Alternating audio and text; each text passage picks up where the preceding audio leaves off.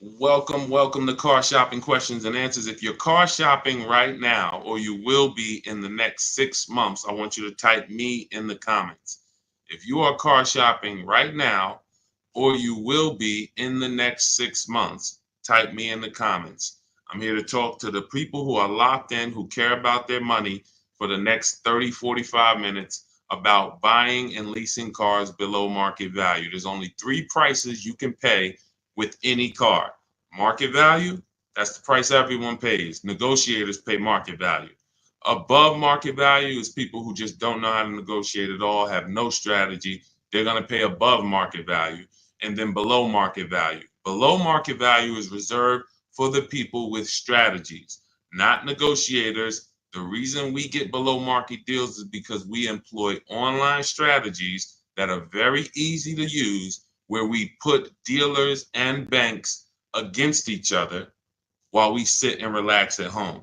So start typing your questions. I do these live streams a couple days throughout the week to make sure you have all the answers you need to be able to buy, lease, and sell cars for the maximum money. And that's all we do here. So everything we'll be talking about is out of my new book. It's called It's called Cars from Home: 7 Steps to Saving Time, Money, and Avoiding Dealerships. It's 5-star rated, and you can get your copy for the next 30 minutes as part of my welcome offer for 75% off. It's normally $97, but if you get to my TikTok bio or my Instagram bio before 30 minutes is up, you got yours for $24. It'll be in your inbox in 2 or 3 minutes. I also have a comment on YouTube or in the Facebook comments for you to activate your 75% off. That's everything we'll be talking about today. Let's go with the first question, Dolan. Let's get the show on the road. And let's get to some unlearning and relearning. Philly Speed, the last car I bought, the dealership wanted me to use their financing instead of my pre-approval. So we always let the dealership see if they can beat the financing we have, but we also come in prepared. And now you got to be careful now, because banks are now scamming. Banks are locking people in with hard credit pull pre-approvals. So they know that the people are hip to pre-approvals. And so I want you to pay very close attention to any company, dealership included, that tries to lock you in, because that's the exact opposite of what we do. We do not let banks and dealerships lock us in, because that prevents us from shopping their competition. And the way that you save the big money, not the hundreds, if you want to save the thousands, the 3,000s, the 5,000s, the 10,000s, and more, is you're putting dealers and banks against each other. That is the name of the game, and that allows you to save more money than you've ever saved without being you could be the world's worst negotiator. You could be a horrible negotiator, and putting dealers and banks against each other is going to be how you save more money than the best negotiator in the world. So we don't do pre-approvals unless they're soft credit pull.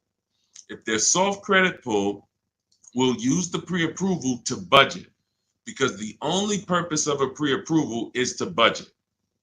Who's a homeowner? Type me if you're a homeowner. You know you got a pre-approval, or you got pre-approved for your mortgage to budget. They told you, based on your credit, based on your income, you could afford this much house, 300,000, 400,000, 600,000. They told you this is what your interest rate would be. This is what your monthly mortgage payment would be with taxes and insurance. So the only purpose for pre-approvals is budgeting. So now, when you don't, the reason why I hate bad pre-approvals, in my book I call them restricted pre-approvals, is because, one, they're going to activate the rate shopping window. Thanks, Dawn. The rate shopping window is a period of time that the credit bureaus give you to let multiple banks and lenders access your credit with a hard pull to compete. So within a 14-day period, you can have 20 banks access your credit, give you their best rate, so that you know you got the best rate because you created competition. Now, once you activate the first hard pull, the clock starts ticking. The clock starts ticking. And when you start, even see, You think this is your bank. It's not your bank. You don't own it. We don't own these banks. These are for-profit companies. Just like somebody said to me the other day at the gym, hey, I went to my car dealer and they told me this. I said, you own a car dealership? He said, oh, no, I meant the dealership that sold me the car. Okay, use those words wisely because it's not your dealership and it's not your bank. These people would not even want to know you if you weren't giving them money. So now that you actually know the truth and you're aware of what that is, let's start putting these people against each other so you can find out that these people aren't truly your friend. So the way we do it, I have a strategy I call the bank bidding war.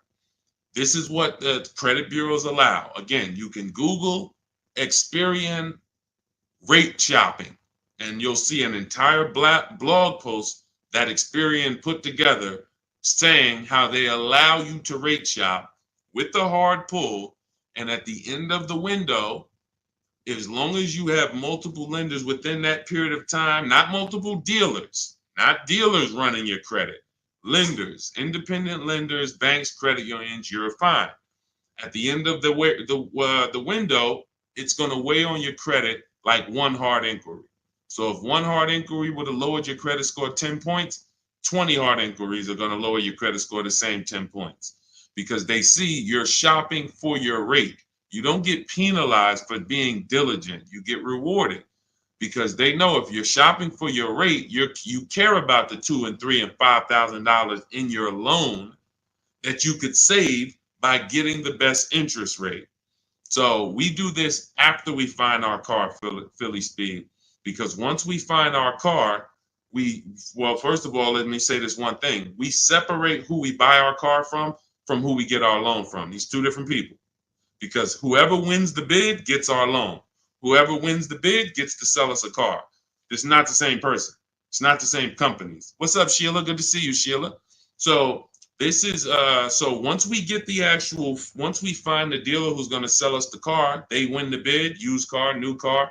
We now lock that car up with a deposit. Now we come home, we do all our rate shopping online, banks, credit unions, online lenders. I have resources in my book where you have online credit unions. Let all these people compete. Then we call the dealer and we see if they can beat it. This is how we guarantee that we're not paying 7.2% interest when we could have been paying 5.9% interest. We're not paying 6.9 when we could have been paying 5.19. That's big money.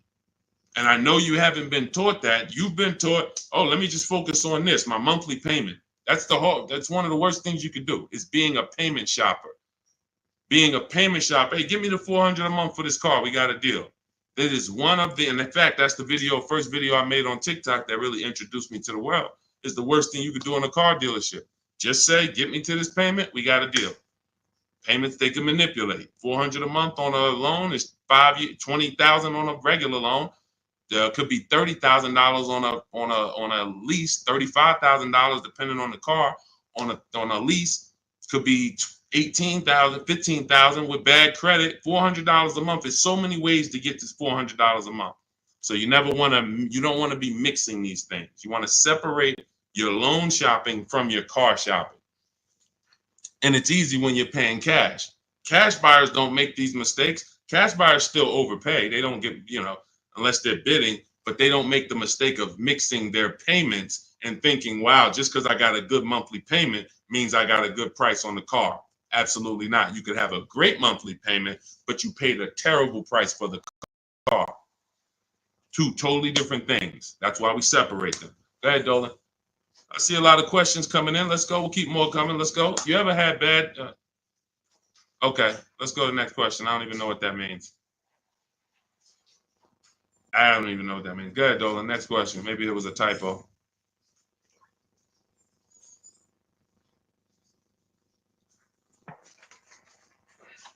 Can you please let us know if there's any limits for gap insurance if I'm upside down?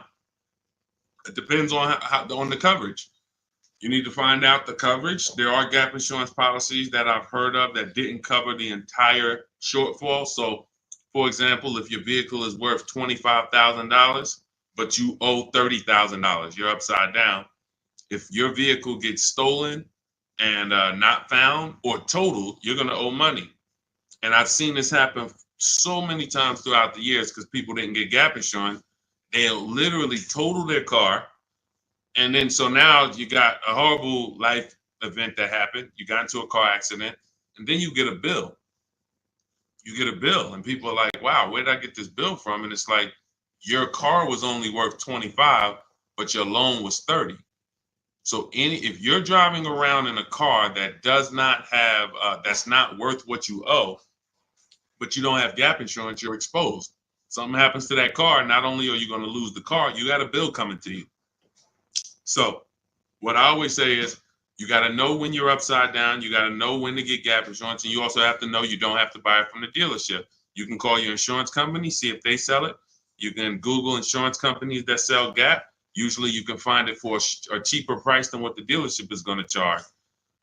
But some of the worst, it's insult to injury. It's not many things like losing your car and then getting a bill on top of that. That's almost as bad as like having a car that's breaking down and then you got to fix something on it, but you still have a car payment. So the car doesn't drive, transmission's out, but you still got to make a payment every month. It's like, those are two of the toughest things. So know when you need gap insurance. Don't skip that. That's not a smart decision at all. But then check the coverage too, because he's asking about coverage. Check how much coverage. Do you have $15,000 of coverage? When you get your gap insurance policy, ask how much is covered if, God forbid, the vehicle is totaled. Go ahead, Dolan. All right. Hey, what's up, MT? I'm in the market to lease my first Mercedes. I'm looking for an S580E. Make sure you get multiple offers. So let me give you an example of somebody who shops for a luxury car, gets multiple offers, and this was an electric BMW. Where's Teddy's deal? Teddy got a $73,000 BMW i4 M50. He got it for, he said he got 10 offers. Now, we use a process in my book, it's called the 25 to 5. When you're getting a new car or a lease, you're reaching out to new car dealerships. And the reason why the strategy is called the 25 to 5, because we're going to get 25, we're going to connect with 25 dealers online. Takes us 20 minutes. Using my email scripts, we're going to get 5 offers. So it's 25 connections, 5 offers, 25 to 5. Now, some people you'll see they've gotten more offers using the strategy. In Teddy's case, he said, I received 10 offers. I only used the scripts provided. Closed on a 2024 BMW, $73,000 MSRP, $856 a month. Now, here's what I always say, and Teddy is going to confirm this. When you properly shop multiple offers, you are going to see a wide range. If you shop the right way, your best offer should be $150 to $200 apart, at least that different. So your highest offer should be at least close to $200 apart from your best offer. And sometimes it's even more than that. So in Teddy's case, you can see the dealer's initial offer came at $937 using the counter offer calculator, which I have in my book. You get access to this calculator where we put all our offers in, and then it spits out the counter offers based on the best offer we received. He said I counted at $829. He came back at $856. That's where he closed the deal at. So $856, $73,000 vehicle. That's a 1.1% lease. The way you judge your leases is you divide the monthly payment into the total MSRP, and that gives you what the percentage is. So he got a 1.16% lease. But here's what's very important. My highest offer during this process from a different dealer was $1123. $1123, even after his counters. So when I tell you that 80% of dealers are overpriced, had he been inside that dealership that was $1123 trying to negotiate, it would not have mattered how great of a negotiator he was. The $1123 dealer is not coming down to $856 because the $1123 dealer is an 80% dealer. They're not going to sell the car if they can't make a certain amount of money. And that's what the 80% do. They'll discount and say that's the best we can do. They're not lying to you, but it's not the best their competition is willing to do.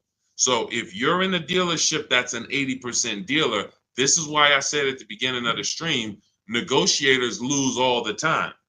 Great negotiators who don't use a bidding system lose all the time. I don't care if you're in sales, you say, Deshone, I've been in sales, I negotiate for a living. You lose all the time because there's no way for you to know the bottom of a vehicle. You don't know, is the bottom 7,000 off? Is it 3,000 off? Is it 15,000 off? What's the bottom? And the only way for you to know the bottom is to get multiple offers from multiple dealers and see the one who gives you the best offer. That's what confirms what the bottom is. So this is what you do. If you're talking about leasing an S580, this is what you do. You get multiple offers. On an S580 $100,000 car, you should see a $400 swing from your best offer to your worst offer. You might see $1,100 a month, and you might see $1,500 a month from one dealer. That is from a different dealer. That's how different it is. Now, if you want to call around and try to get the quotes yourself by the phone, you can do that. We don't do that. We use email because I believe that most people don't like talking to car dealerships. Believe it or not, there are some people who do, and God bless them. Go ahead, do your thing if that's you. Start calling around. But if you're like, you just want to be able to copy and paste and use emails, that is all in my digital book, Cars from Home, 7 Steps to Saving Time, Money, and Avoiding Dealerships. It's already 5-star rated. Thank you to everybody who's taken the time to write a review about the book. This is one that we got the other day. Marguerite, I started pulling these up. This book is a must if you're thinking of getting a new or used car. So much has changed in the process since I bought my car 40 years ago. Think of it as a workbook. Even though you finish the book, you'll refer back to it several times. This is another one that I snatched. Deshone the Auto Advisor book, Leave Nothing to Chance from A to Z. He covers every aspect of car research, acquisition. I use the step-by-step approach from securing financing first to better understanding what I could realistically afford. Researched several vehicles, which led to the certified pre-owned. I reviewed my car specs, model years. See, what he's doing is he's walking you through the process I walked him through. That's what it is. It's a process. So when you get Cars from Home, my digital book, you now have a process for getting below market leases, process for getting below market car deals, a process for selling your lease instead of returning it to dealers and they go and sell your lease and make $2,000, $3,000, $4,000 and you didn't even know you could sell leases. You sitting here like, man, I didn't even know you could sell a lease. How much has that cost you? Let me ask you a question. You're like, Deshone, I didn't even know you could sell a lease. How much has just that alone cost you? If you don't know you could do it, you certainly don't know how to do it. There's still you listen, honestly, you might have been taught you can't even sell your car without the title. Who was taught that? I got to have my title before I could sell it. And I know this is true because when I was at the Mercedes dealer, people would walk in and the guy would be like, Deshone, is that the new one? I said, yeah, that's the new, the 20, whatever. I said, all right, as soon as I make my last payment, coming back to see you for that. I know. Most of the people are not going to admit it, but they didn't know. They don't know this stuff. So the reason why we have to get, I'm talking to you who are honest, who are willing to be honest and willing to take the bad news, because that's how we change. You cannot, if you won't admit that you didn't even know how to sell a lease, then how are you going to get to the point where you can sell leases and make $2,000, $3,000, $4,000? See, I always meet people with bad news because I care about your car deal. I'm not the person who meets you and says, hey, Milton, you're doing a great job. Brandon, Rindy, you guys are just doing a great job buying these cars. Look at your deals. Wow, you're getting 1% leases. Wow, look at all these offers. You're getting $5,000, $10,000, $15,000 off on all of these offers. Great job. Oh, man, look at your pre-owned car. You got a huge discount. Originally, this car was $50,000 and you got it with good mileage for $26,000. Wow, you got a great discount on this pre-owned car. That's not how I'm meeting you. That's not how I'm meeting you. I'm meeting you. You don't even know that you should be getting the new price of a used car. You're looking at a used car. Duh, I'm looking at a 3-year-old car. Deshone, how do I know if this is a good deal? Well, we need the brand new price. What was that car brand new? Was it 50? Hey, when I was looking at my Infinity truck, I was buying an Infinity truck 2 years ago. I was looking at 4 white ones. 4 white ones. They were between $30,000 and $32,000.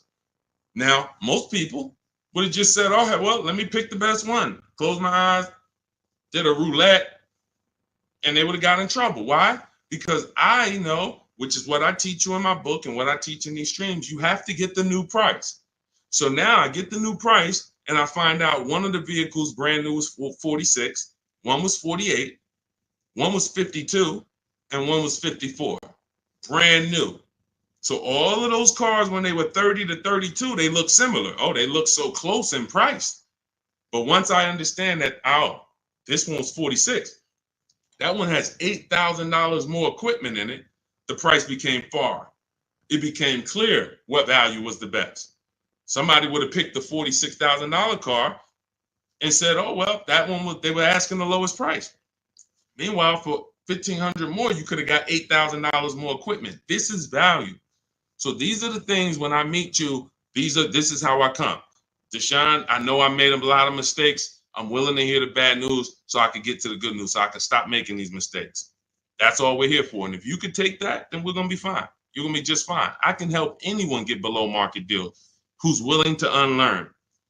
That's it. If you're willing to unlearn, you're good all day. Okay, so that's what you do, MT. Get bids, multiple bids. You need to get at least 5 bids for that Mercedes before you make a decision. Once you get the 5 bids, you'll have a clear winner. That's who you do business with. Go ahead, Dolan. And matter of fact, let me show this Mercedes discount too. Just so you know, MT, we just had somebody who got a Mercedes. And just so you know how much money is in there, you got to zoom in on this. But this was a $79,000 Mercedes electric one, just like the one you're talking about getting, except this is an EQE. And Milligan got $27,000 off. That's 20. Let me put that back on the screen. If you're on Instagram, if you're on YouTube, you can see this. $27,000 off. So I don't want you going in there thinking that, hey, if I could get $5,000 off, that sounds like a deal to me. Well, unless you get multiple offers, or you could leave a lot of money on the table, you'll end up overpaying by like $15,000, $20,000 and never know it. Go ahead, Dolan, shoot that next one up. All right, welcome to the new people who just jumped on. This is Car Shopping Questions and Answers. We're doing rapid fire Q&A. Any car question, throw it up, type it up. Dolan will pull it into the screen. And shout out to the people who have liked the broadcast. Hit that like button. It means a lot. You make sure you run once you do that, you let the algorithm know we're talking big money over here. All right, ID Corals. What's the most discount seeing on a RAV4 Premium? You're feeling for the bottom. That's a losing strategy. So when I look at a vehicle like Tiffany's vehicle, Tiffany, look, she gets a Mazda 2024 CX-90. Her best offer from all of her bids was $6,530 off. At the time last year, Eddie got a Toyota 2023 hybrid Camry. Those were hot.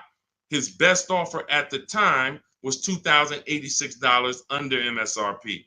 That was a time when people were still charging over MSRP for some of these hybrids and some of these Camrys. So you don't know what your offer is going to be. I wish I could tell you that, hey, a Jeep Grand Cherokee, if you get $7,000 off, that's the bottom.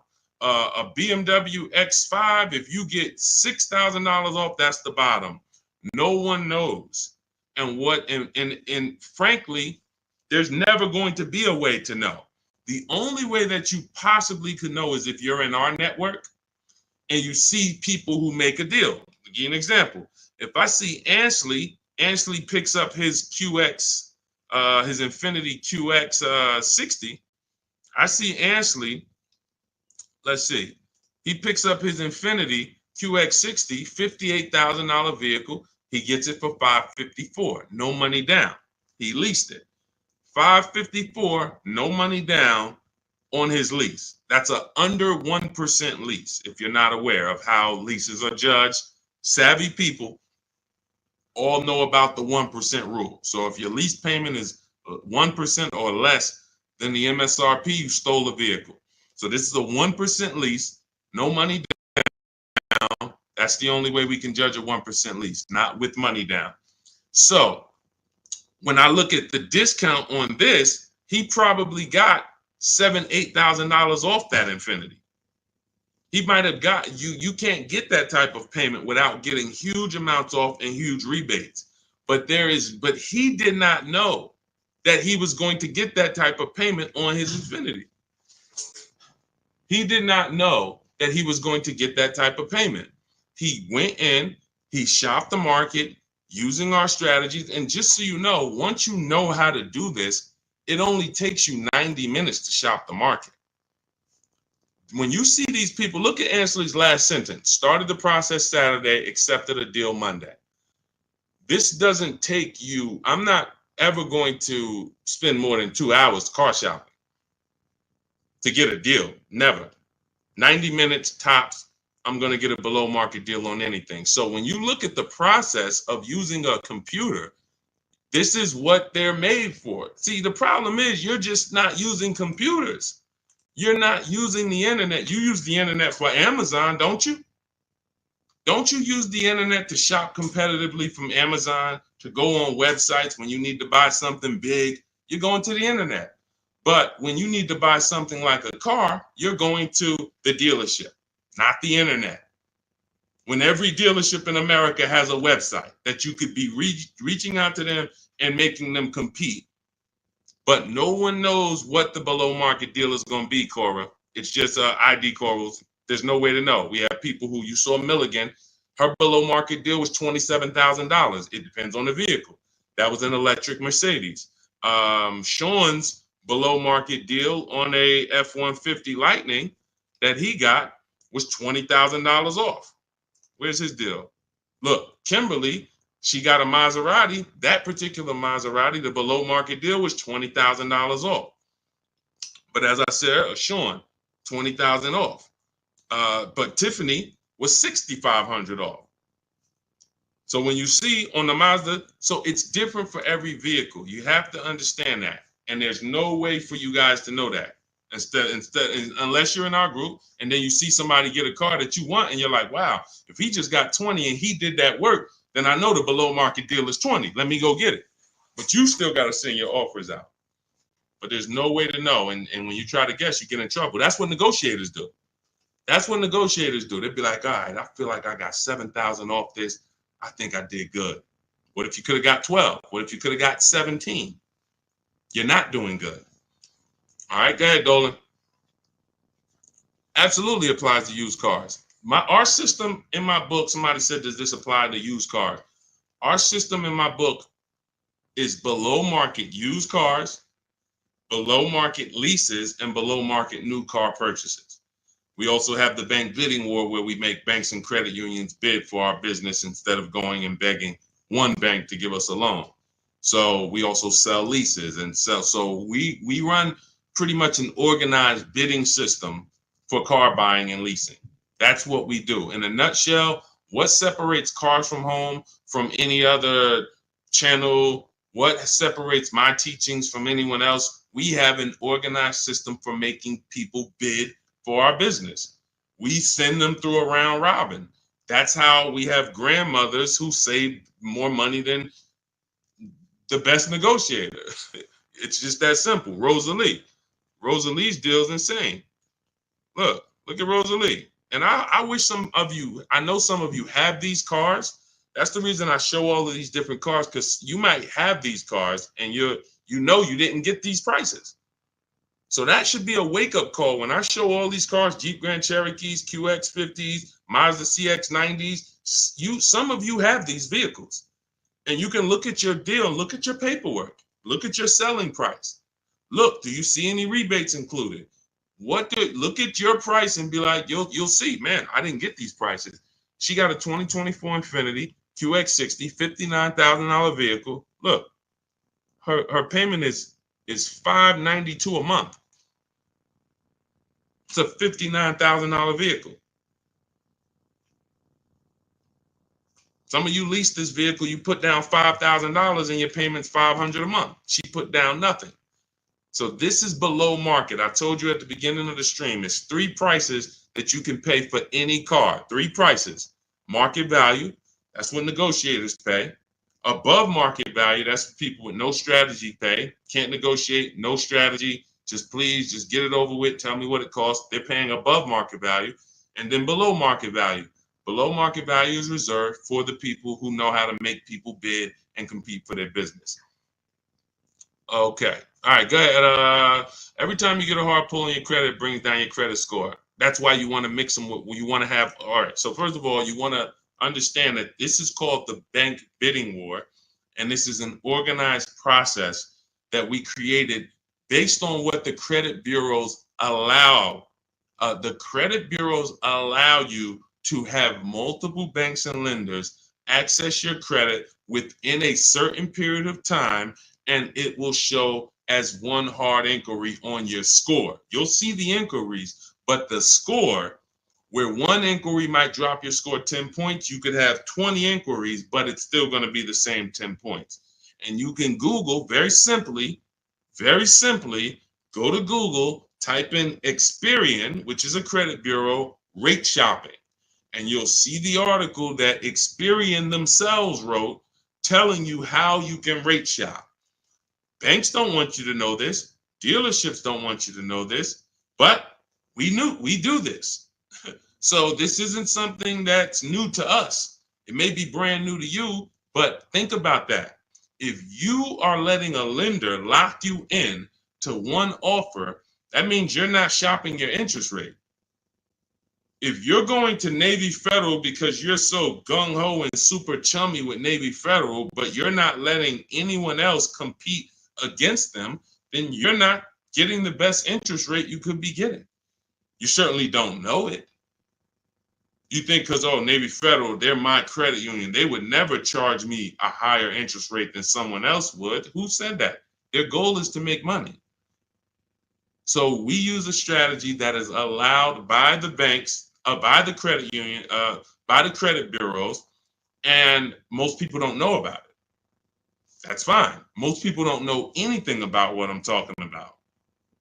So everything that we're talking about here, most people don't know about selling leases. Most people don't know about getting bids for their cars instead of trading. Most people don't know about sitting online and contacting 20 dealers to get a lease quote using online scripts, emailing only to get 5 offers. Most people don't know about anything we're talking about, leasing, and how leasing saves you way more money than buying unless you keep your cars 8 years. If you keep your cars 8 years, then leasing doesn't save you more than buying. But if you don't keep your cars 8 years, leasing, getting below market lease deals like some of the ones you see that I've shown you, saves you way more, thousands more than buying. Most people don't know any of this. So it's not about that. It's about, will you know it, Dawn? I don't care about what most people know. I care about the people who are like, look, I want to know this. I want to know how to make sure I shop for my interest rate and don't let the dealer shop for it for me, or don't just let one bank give me their offer. No, it's too much money. You know the difference between, and I want to pull this up, the difference in interest between on a $40,000 loan, $40K loan, what's the difference in interest from, let's say, 5.9 to 7.9%? Because we're so busy talking about the money on the car, but we totally overlook the money in the loan. And we don't. So when in my process, those of you who have my book, you know the bank bidding war. You know we're taking shopping at home for our loan just as serious as we're taking getting the best price for our car. So look, on a loan period, 5-year loan, interest paid on a 5.9%, 5.9%, hold on, interest paid at 5.9 is 15.8, difference is 4,000. Positive comparison and interest cost, $40,000 loan over 3 years and 5 years. $11,000 in interest? That can't be right. Interest paid is that can't be right. Hold on.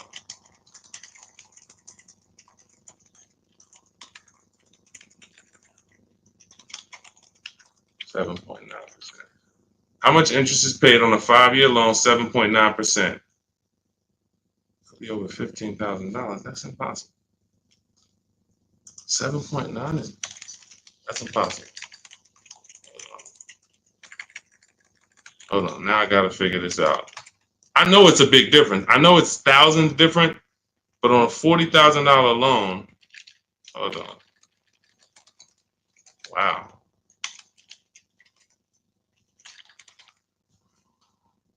All right. So if I put in a $40,000 loan, 60 months, 7.9% interest, 0 down payment. Forget about sales tax. Let's see, calculate. All right. Principal, interest. Why is it not giving me? Here we go. Total loan interest is $8,500. Okay, that sounds more right. Okay, so on a $40,000 loan at 7.9, interest is $8,500. Now at 5.9, interest is $6,200. $6,200 versus $8,500. That is $2,300. $2,300 from 7.9 to 5.9. So when Navy Federal gives you a 7.9% rate and you're just like, oh, well, I guess I'll just take it. That's my credit union. And you're not shopping them.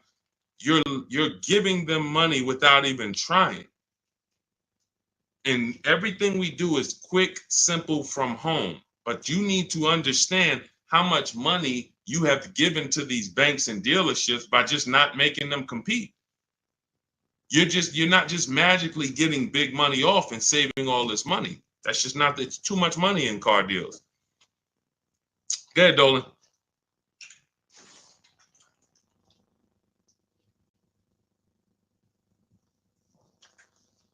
See, I see a lot in a lot of these questions. What I'm seeing is people trying to feel for the bottom. You don't want to use competitive strategies. You're not going to get there that way. Michelle, what's a good APR on a 2014 car? First of all, a 10-year-old car, you shouldn't have a loan. In my book, I teach something called the rule of 72 and the 10th birthday. 72 months is the longest loan you want to take on a car. Anything longer than that is like a 50-year mortgage. If you got to take a 50-year mortgage to afford a house, you can't afford the house. So why is the 10th birthday there? Well, that's because we should have the car paid off by the 10th birthday. In true affordability, you can do this. If you can truly afford a car, you can do this. You can get a car on a 6-year loan that has a payment that you can pay off by the time the car turns 10. You know who can do this? People who are buying cars they can't afford. People who want to get the Dodge Hellcat or the Dodge Demon and they can't afford the $70,000. So they're going to get one that's a 2017 with 90,000 miles on it, and they're going to pay 15 for it, 15,000. But the car is crap. Car's crap, 18,000, 20,000, but it's crap. Cars hasn't been taken care of, and they're going to take out a 6-year loan on it. So they're going to take out a 6-year loan on a car that is already old with high mileage. I've seen this. I call this the repo recipe. Some of you may have seen the video that I made on the repo recipe. The repo recipe created the rule of 72 and the 10th birthday, where I started looking and saying, by far, the amount of people I see losing cars to repossessions are people with loans on older cars. They own loans on older cars that instead of getting a nice, smaller, maybe less socially impressive used car, they want to get something that looks better, has more amenities to them, as more in a class of luxury. all right, Deshaun, I could get this 2015 BMW. It's it has 90,000 miles on it. They only asking 14 grand. It's a horrible decision unless you can pay cash, because all you're doing is investing in a car for 5-6 years with payments that is already due for repairs. At 10 years old, the car you're asking about, Michelle, is already due for repairs. This is the age of the car. This is the age of the life cycle of the car where repairs should be normal. 10 years old, the car should be paid off. And every 2 years, you go to your mechanic. Hey, what does it need? They say, okay, hey, you got to put 1,000 into it. You got to put 800 into it. No problem. Here you go. Let me keep my car running. That's the age of repairs. But when you're starting a fresh loan on a car that is in the age of repairs, this is what I call the setup for the repo recipe, because you're going to now get this payment, $400 a month, $300 a month, $500 a month, whatever it is, and you now have a surprise. Hey, car's breaking down. Hey, what's this light flashing on my dashboard? Hey, what's this going on? What's this sound I'm hearing in the back? That's because you bought a car that is in the age of repair and you just bought it like it wasn't. See, if you drop cash on it, 15 grand, I don't got no problem with that. Because now you're going to say, all right, Deshaun, I bought an older car, paid it off, but I'm going to put some money to the side just in case things go wrong. Perfect. But when you're making your car payment and you're paying your insurance and you're putting gas in the car and you have to do an oil change, and then something breaks and it costs you $2,000, you're gonna see the repo recipe, because you're gonna be like, wow. And God forbid something major happens, like the transmission goes, or a head gasket goes, or the engine goes. Oh, forget it. Now you're sitting there with a $400 payment on a 10-year-old car that literally you still owe $16,000 on, and it doesn't even drive. You need an engine. Happens all the time. I've been seeing it happen since 2006 when I got in the car business. And what's the reason? Older cars, long loans. Let's get these older cars, instead of being frugal and saying, all right, I could afford $300 a month. Let me go get an inexpensive, smaller used car that I can get something that's 5 or 6 years old, where it'll take care of me. It's not going to have all the bells and whistles because I don't have the budget for that, but it is going to be dependable. It is going to get me from point A to point B. It will allow me, it won't surprise me. I'm not going to come out one day to go to work and the car is broken down on me. Now I'm calling out of work and I got to call a tow truck and all of this stuff you're going to have with this 2014. So these are the things that I speak to my family about, to my friends when I was in the car business. These are the things that I would speak to people about, Michelle. A loan on a 2014 is a horrible idea. I can't even tell you what a good APR would be, but if you had said what's a good APR on a 2020, I can tell you we need to bid that out. We don't know what a good APR is. Is it 5? Is it 4.9? Do they have a special interest rate, 1.9? What's the best we're going to get? We're going to put it through a bank bidding war process, and we'll see. That's it. But a 2014, that's just too old of a car to have a loan on. Go ahead, Dolan. Everything I'm teaching is inside my new digital book. If you want the entire blueprint of everything that people like Pierre have used, people like Zafrina have used to get these below market deals, Teddy, people like Jared, look, Greg, some of you know Greg, he got his EV6 Kia, $56,000 vehicle, $527 a month. Everything that these guys have used and girls have used to get these below market deals is in my new digital book. And you can have it for 75% off. That's my welcome offer, but it's only for 30 minutes. After 30 minutes, it goes back up to $97. So if you want yours for $24, head to my TikTok bio now or my Instagram bio, click the website link there, and then click the button that says 75% off new book. Get there before the timer so you can get your $24 book instead of a $97 book, even though it's worth it at $97. And if you're on YouTube, I have a comment for you, a link for you in the chat, and then I have a link for you guys on Facebook. But that's for those who want the blueprint. It'll be there. And make sure when you get your book, you screenshot the thank you page, because it has my support team's email on there, just in case you type your email wrong. Want to make sure you can reach out to support to get your book. Go ahead, Dolan. Does your book go into detail about cash purchases? Cash is simple. It's just simple. You're using one step of the bidding process. If you don't have a car to replace, then you're using one step. If you have a car to replace, then you still be doing the equity assessment to sell your old car. You just wouldn't need the bank bidding war because you're not financing. But for sure, if you use you'd be using the same process that Milligan used. Milligan used to save $27,000 off her car. Pierre, he got his pre-owned Mazda. He got 20% off certified pre-owned CX5. Used the perfect budget calculator. Spotted this best deal of similar listings, and then he knows how to get the original price to make sure that he got the biggest discount from the new version. Somebody like Vincent. Vincent gets a Lincoln. He wanted to get what I like about Vincent is he got more discount than he went in to get. I can't even see all of these people. Here we go. Vincent, he said, I bought a 3-year-old Lincoln Corsair, under 45,000 miles. He targeted to get 30 to 35% off original MSRP using the multiple marketplace strategy in my book. He got a 43% off MSRP, original MSRP. See, that original MSRP, that's different language. That's language that you should be using when you buy a pre-owned car. There's no pre-owned car that you should be buying from this day forward, and the original MSRP is not in your language. It just makes no sense. How do you know what the price is if the price you're paying is good or not? What are you basing it off of? Market value? What the other ones are listed at all? That doesn't matter. What matters is how much was that car originally?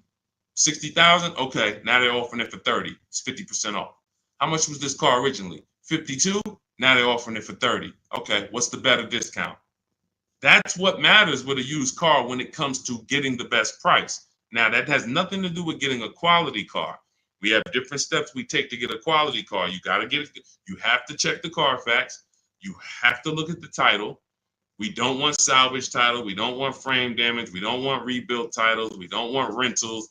So you're checking the title. We're looking at accident history. We're looking at service records.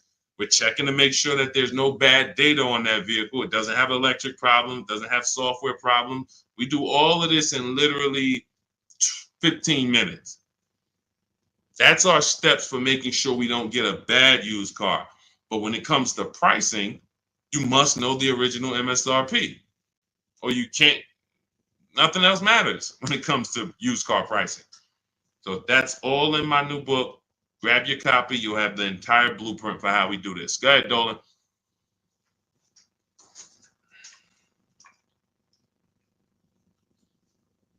What do you do if your loan is upside down and you want to lease? Transfer it over. In my book, we have 2 ways to get out of a negative equity. There's 3 options with negative equity. 2 lead to a car, 1 does not. So just so you understand the severity of negative equity I call the bad credit for people with good credit. Because when I was at the dealership, people walk into Mercedes, and if they left with they could have an 800 score. If they had too much negative equity, they were not leaving with the car. So there's only 2 things that I've witnessed in my career that stop people from getting deals on cars. Credit's too bad, negative equity. So that means it's a serious thing. So what I say is understand the cause. The cause, which you seem to know already, Lavis, is you should be leasing, but you buy. That's why Lavis is asking about going from a negative equity deal to a lease, because the taking out 5-year, 6-year loans is what you do. Then you go and you replace those cars in 2 or 3 or 4 years. You have negative equity. Happens all the time, especially to you who doing no money down deals. And to those of you who are putting down like 5, 10 grand, you don't have any negative equity, but you're losing that money. You're not getting that money back. You put down 5 grand, 10 grand on a car, then you come to trade it in 5 years, and you come to trade it in 3 years. You're not getting that 5, 10 grand back. You don't because it's just the car depreciates too much. So you're just throwing money at these cars that is not coming back to you. When you are going for a lease now, we have 2 ways that you're going to transfer to a lease from a negative equity deal. We're going to do our equity assessment. You're going to go to CarMax, go on these websites, CarMax, Driveway, Carvana, KBB, Instant Cash Offer, Car Gurus, and AutoNation. Sell my car. 6 offers. So they're going to give you 6 offers on your current car. Now, that is going to be the smallest amount of negative equity that you're going to have, because that's the best offers you're going to get. These are companies that fight every day to buy cars. That's what they do. So they're not lowballing. They're not saying, hey, we'll throw out one number here and then we'll negotiate. Hey, Charlene, good to see you. Good to see you, Michael Singleton. They're not doing that. They're coming in and saying, all right, we're going to put our best offer online. And then when we inspect the car, if there was something that you didn't tell us about the car, if there was something that you left out, we're going to need to deduct that when we inspect it. So they're putting their best offers online right there. And so that means that's going to be your lowest amount of negative equity, because you're getting the most for your car if you sell to one of them. So let's say your highest offer comes from a Car Guru's dealer who wants to buy your car for $19,000. Let's say you owe 21. You owe 21, they want to buy it for 19. Hey, Steve Long, what's going on? Good to see you. What should you do? You should pay the difference, because when you pay the difference, you're closing the deal with the least amount of negative equity. That's what you want. You're closing the deal with the least amount of negative equity. And so when you go buy your car, your next car, or lease your next car, rather, in your case, negative equity has nothing to do with the deal. So that's what you would prefer to do. Pay the difference and then go out and get bids for your lease and then do a clean deal. But now let's say, they offer you 19 and you owe 29. So you are now $10,000 upside down. You can't pay the difference. I don't have 10 grand to pay the difference. Okay. Now what you have to do is you have to transfer that negative equity to your next deal, which means you have to trade your car in. And we don't trade. We don't like trading because you can't get bids. What's up, Dion? Good to see you. You can't get bids. The reason why when y'all hear me say trading is a curse word is because you don't get the money your car is worth trading it. You don't get the money anything is worth trading it. So now you've bought this car, you found this deal, but now you have to go to the dealer and say, all right, I need you to take a look at my car. Now, what happens if Carvana offered you 19, but this dealer can only pay 17? It's just all they can pay. They can't match that offer. So you're going to have more negative equity in most cases when you have to do this. So, but that's okay. If you can't pay the difference, this is your only option. Now, it's very important for those of you who are trying to do negative equity trades and then go into a lease that you understand loan to value ratios, because that's what's stopping you from getting your deals. When you go to buy a car, the bank usually gives you 20% above the value of the car. That's the max the bank is going to really give a person with good credit. Sometimes a little more, but we'll use that it could go to 25%. Ridiculous banks will go to 30%, but 20% is really benchmark. So if the car you're buying is 40, the bank is going to lend you max 48,000. That's 20%. So no dealer, no bank.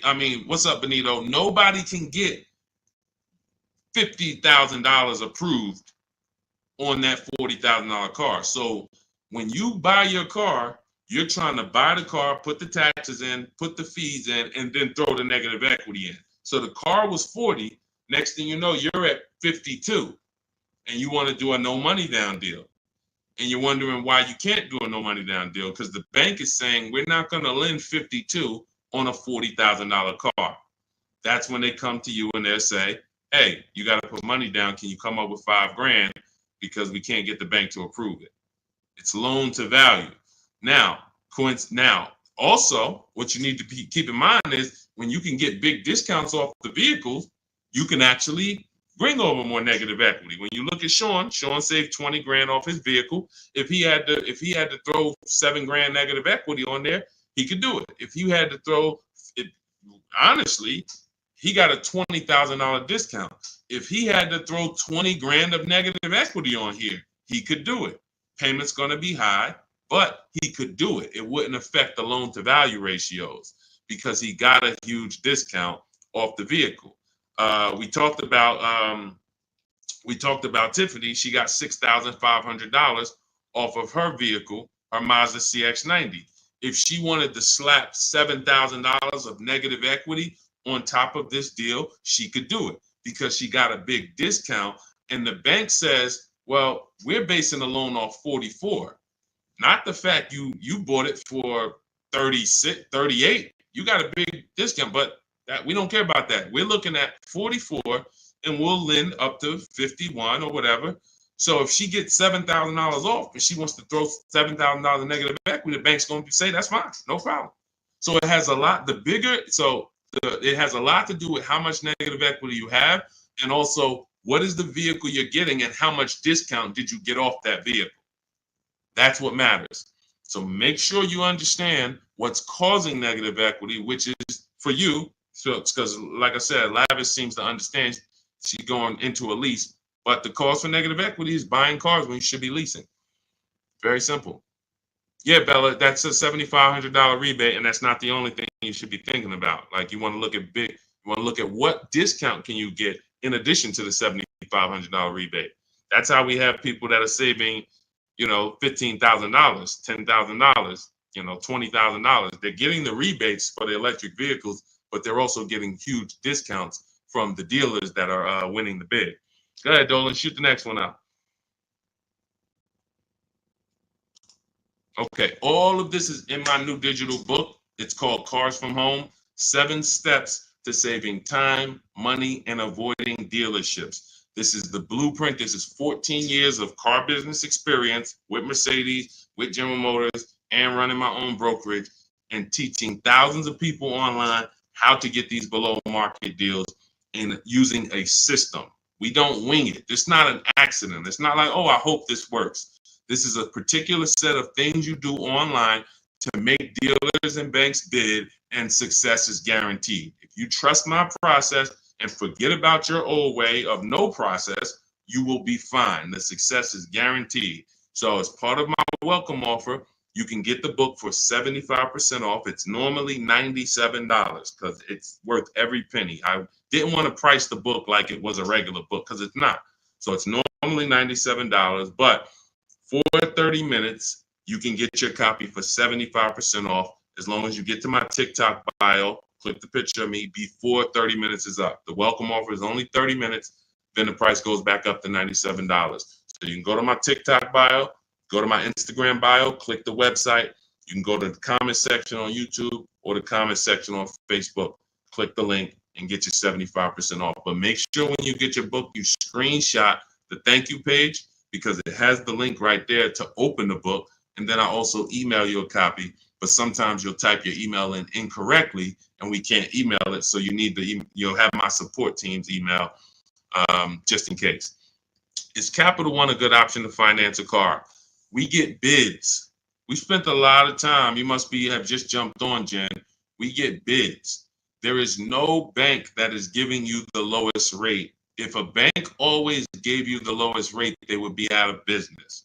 So when we consider what lenders, why do you think there's people in the money business? There are people in the money business. They don't care if you buy a car. I see you, Genome Hamilton. We'll get to you. Get that question from Genome on Facebook, Dolan, next. So why do you think there's people who are in the loan business? They don't sell cars. Banks don't sell cars, they sell money. So when you just see the overpaying, I told you guys, it's 3 prices you can pay for anything you get: market value, above market value, below market value. That means you can get a market value loan. That's the average. You can get an above market value loan, which is above average, 2-3 points higher than what you could have got just because you were lazy. Now you're paying not 8.2%, but you should have been paying 5.7%. But you just didn't bother. You just said, okay, I guess this is it. But below market deals come from competitive offers called bids. So when you are when Capital One should be a bank that you get a bid from, Navy Federal, Bank of America, Community Credit Union, Lightstream, everyone and anyone should be in the bank bidding war, because the more the better. So when you get my book, you get the bank bidding war blueprint. For those, every time you're going to finance a car, you would use that process to make banks and credit unions bid for your business, so that you guarantee you got the lowest rate. You don't drive off hoping you got the lowest rate when you didn't even make anyone shop. How would you have the lowest rate? There was no competition. We cannot get money off when there's no competition. The big money, the thousands of dollars off that you're seeing, is reserved for competition. This is reserved for people who make people compete for their business. That's what the big money is reserved for. Look, 4 days of leasing like a boss. Started with a Kia Telluride EX. That was my first choice. 15,000 mile a year lease, range from 642 to 753. Moved to Honda Pilot EX. All-wheel drive is choice B. Got quotes between 616 and 719 after contacting every dealer in North Carolina. We do this totally online, so Melissa's talking about the entire online process.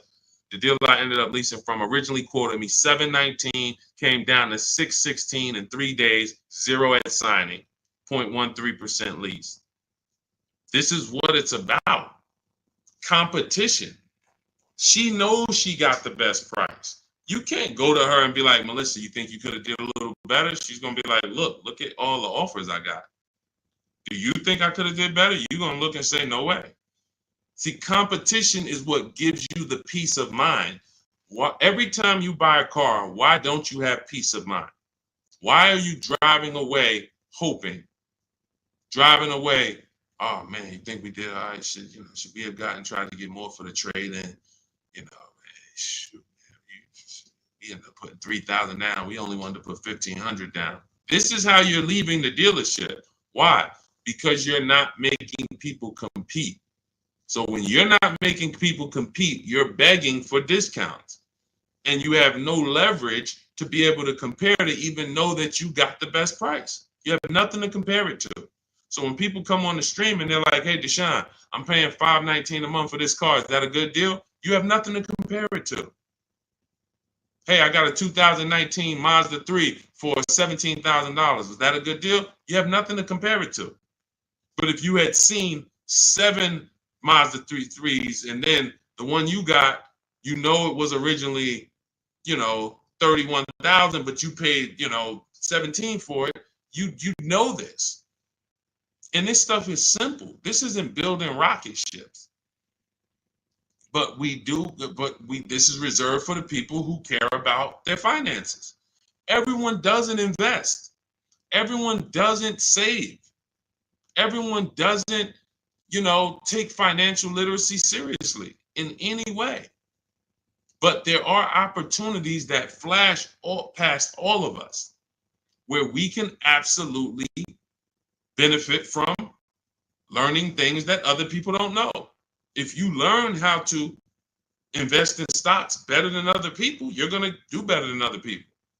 If you learn how to get cars less than other people, you're going to get less than other people.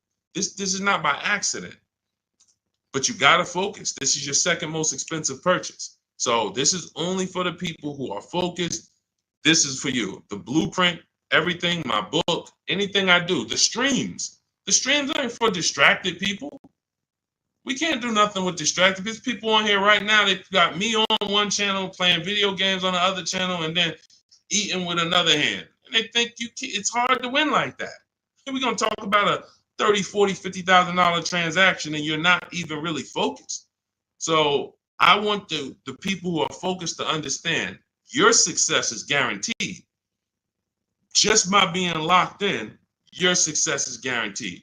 Because we have a process that you can trust that you no longer have to wing this car buying thing. I've been in this thing since 2006. Car buying is very predictable. New cars, used cars, leases. There is nothing a car salesman is going to say or type to me or send to me in an email or send to my people that I haven't seen before. I used to have to send those same emails, copy and paste them. It's so predictable. So once you understand that, you'll understand why we're able to get these deals. All we're doing is putting people against each other. Simplest terms. Simplest terms. But we do have some advanced stuff when it comes to leasing versus buying. Obviously, this is more advanced teaching that people don't understand. But getting the money off, it's competition. Competition. Go ahead, Dolan. Shoot the next one in. Jerome Hamilton, if I get a GM employee discount, can I get a better lease? Who knows if they're going to really give it to you? See, the problem is when you walk in and say, hey, I got a General Motors discount. All right, here, let me work you up these numbers. All right, it's $601 a month with $2,000 down. Oh, that's the GM price? Yeah, that's the GM price. How do you know that? How do you know the GM price? How do you know it's not $3,000 in rebates that I'm holding back? How do you know it's not $3,000 in rebates and I'm only giving you $1,000 of it? Here, hey, I also we have $1,000 rebate. I also put in there for you. Oh yeah, you did with the GM pricing? Yep. You don't know. You don't know. So no matter whether we get X plan, GM deal, Mercedes fleet, does not matter. Multiple offers, because when you get multiple offers, what you're going to see is that some people are not going to give you the GM discount. And some people are not going to give you the rebates. They're just not going to do it. It's in their DNA. An 80% dealer is going to try to make everything they can make. I'm not giving this guy the $2,000 rebate. Wow, come on, I'll sell his car to somebody else. So now you're going to deal with an 80% dealer and hope you can get a deal. No. Once you see the 20% that says, here's your GM discount, and here's a $3,000 rebate, and here's the price. And then you compare it to the others, you're going to see, oh, those guys were trying to get over on me. Of course, that's what they do. That's what they do. 100%. Go ahead, Dolan. We always get bids. Doesn't matter. You can't trust anybody to give you a price and give you all the rebates and give you the hidden money like they're your friend. That's just not going to happen. If they rather make the $5,000 themselves, why am I volunteering money that you're not even asking for? You came in and you asked for a GM discount. I'm giving that to you, maybe. But you didn't ask me about these rebates. You didn't ask me about, I don't need to volunteer this. This is how they look at it. So many times you get in there, you go, oh, give me the invoice price. Can you give me the invoice price? We got a deal. Man, if half these people that I've shown you on this stream had accepted invoice price, they'd be looking at these prices that they paid and saying, why the heck did I pay that price? Invoice price means nothing. What if you got a $7,000 rebate, $15,000 rebate on some of these vehicles? What if you got a $4,000 rebate? Invoice price has nothing to do with rebates.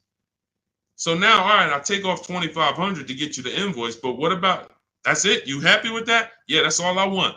My father told me get the invoice price and I got a good deal. All right, your father was sadly misinformed. Unfortunately, thank you. I'm gonna take a vacation on this commission that we just made $7,000 on you. My cut is probably $1,200.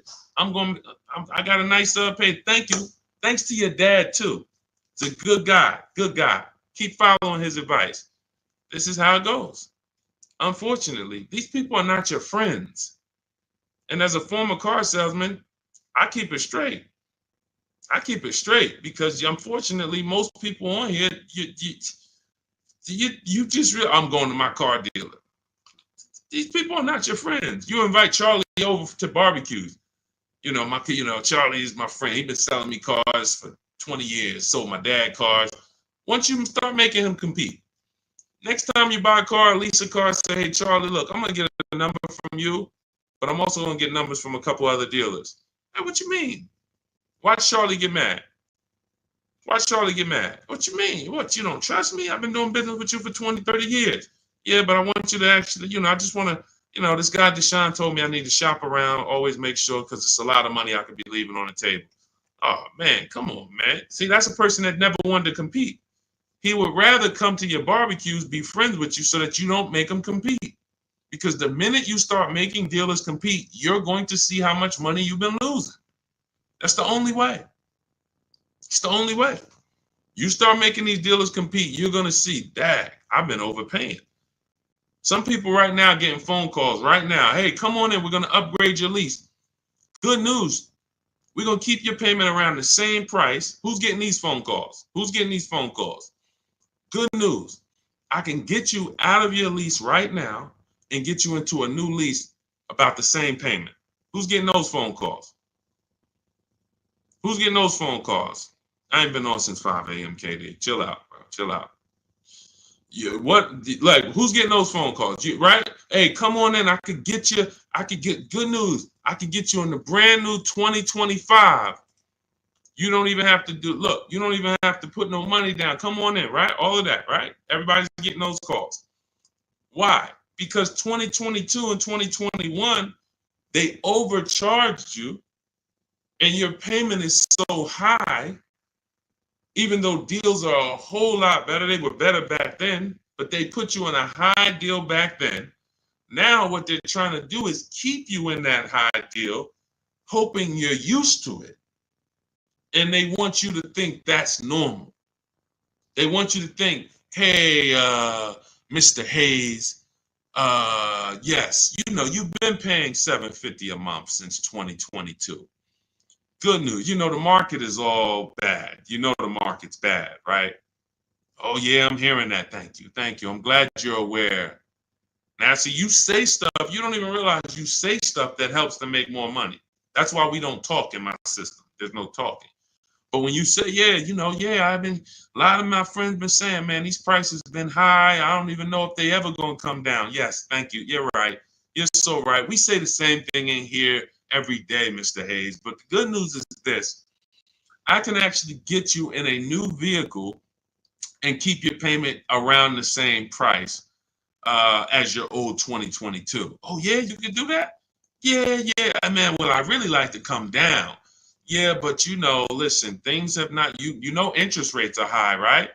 Have you been following interest rates? Yeah, I have been seeing that they're high and they've been high for a minute. Yeah, so that's all affecting the prices we can offer now. But, normally your price will go up by about $120. Normally you go into the 2025, but, I see you bought a car in the past and I was able to pull some strings, work with my manager, and we can get you on a new one, keep your price around the same.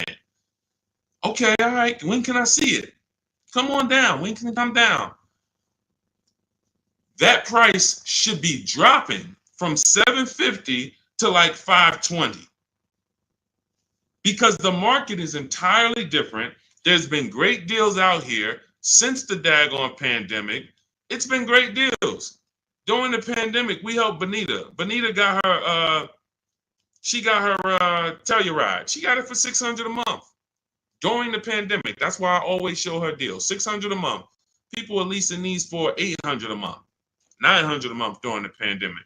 This was 2022 when people were leaving out of the dealerships with axes in their heads. Couldn't believe how high they were paying. She believed $600 a month, her dream vehicle. So these deals have been out here. Look, Greg made this deal. Look, we've been making deals, below market deals. Look at Danielle. $44,000 vehicle, $550 a month, no money down. Charles, Palisade, $48,000 vehicle, $597 a month. Hyundai Palisade, top 5 SUVs in the market the last 3 years.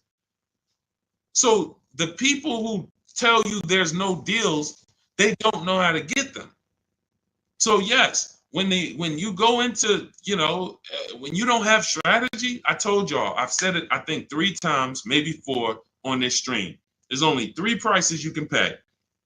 Market value, that's what all the negotiators are going to pay. They think they did well. All they did is pay the average price of a negotiator. Now you got above market value. That's for the people who can't negotiate. You don't like negotiating. You're not good at it. You just close your eyes and hope that it works out for you. You're paying above market value. And then below market value, which is what you see these people pay because they're not negotiators. They make people bid. And when you make people bid, You don't have to be a negotiator. If someone comes in to fix, you want to get your kitchen redone, and they tell you, okay, it's going to be $50,000. Yeah, hey, is that your best price? All right, yeah, all right, because I'm going to have 3 or 4 other people come in and get a number too. Okay, well, I might be able to get you from like 50 down to like 45. Okay, it's all right. I'm going to have another person come. Another person says, I could do it for 41. Another person says, I could do it for 60.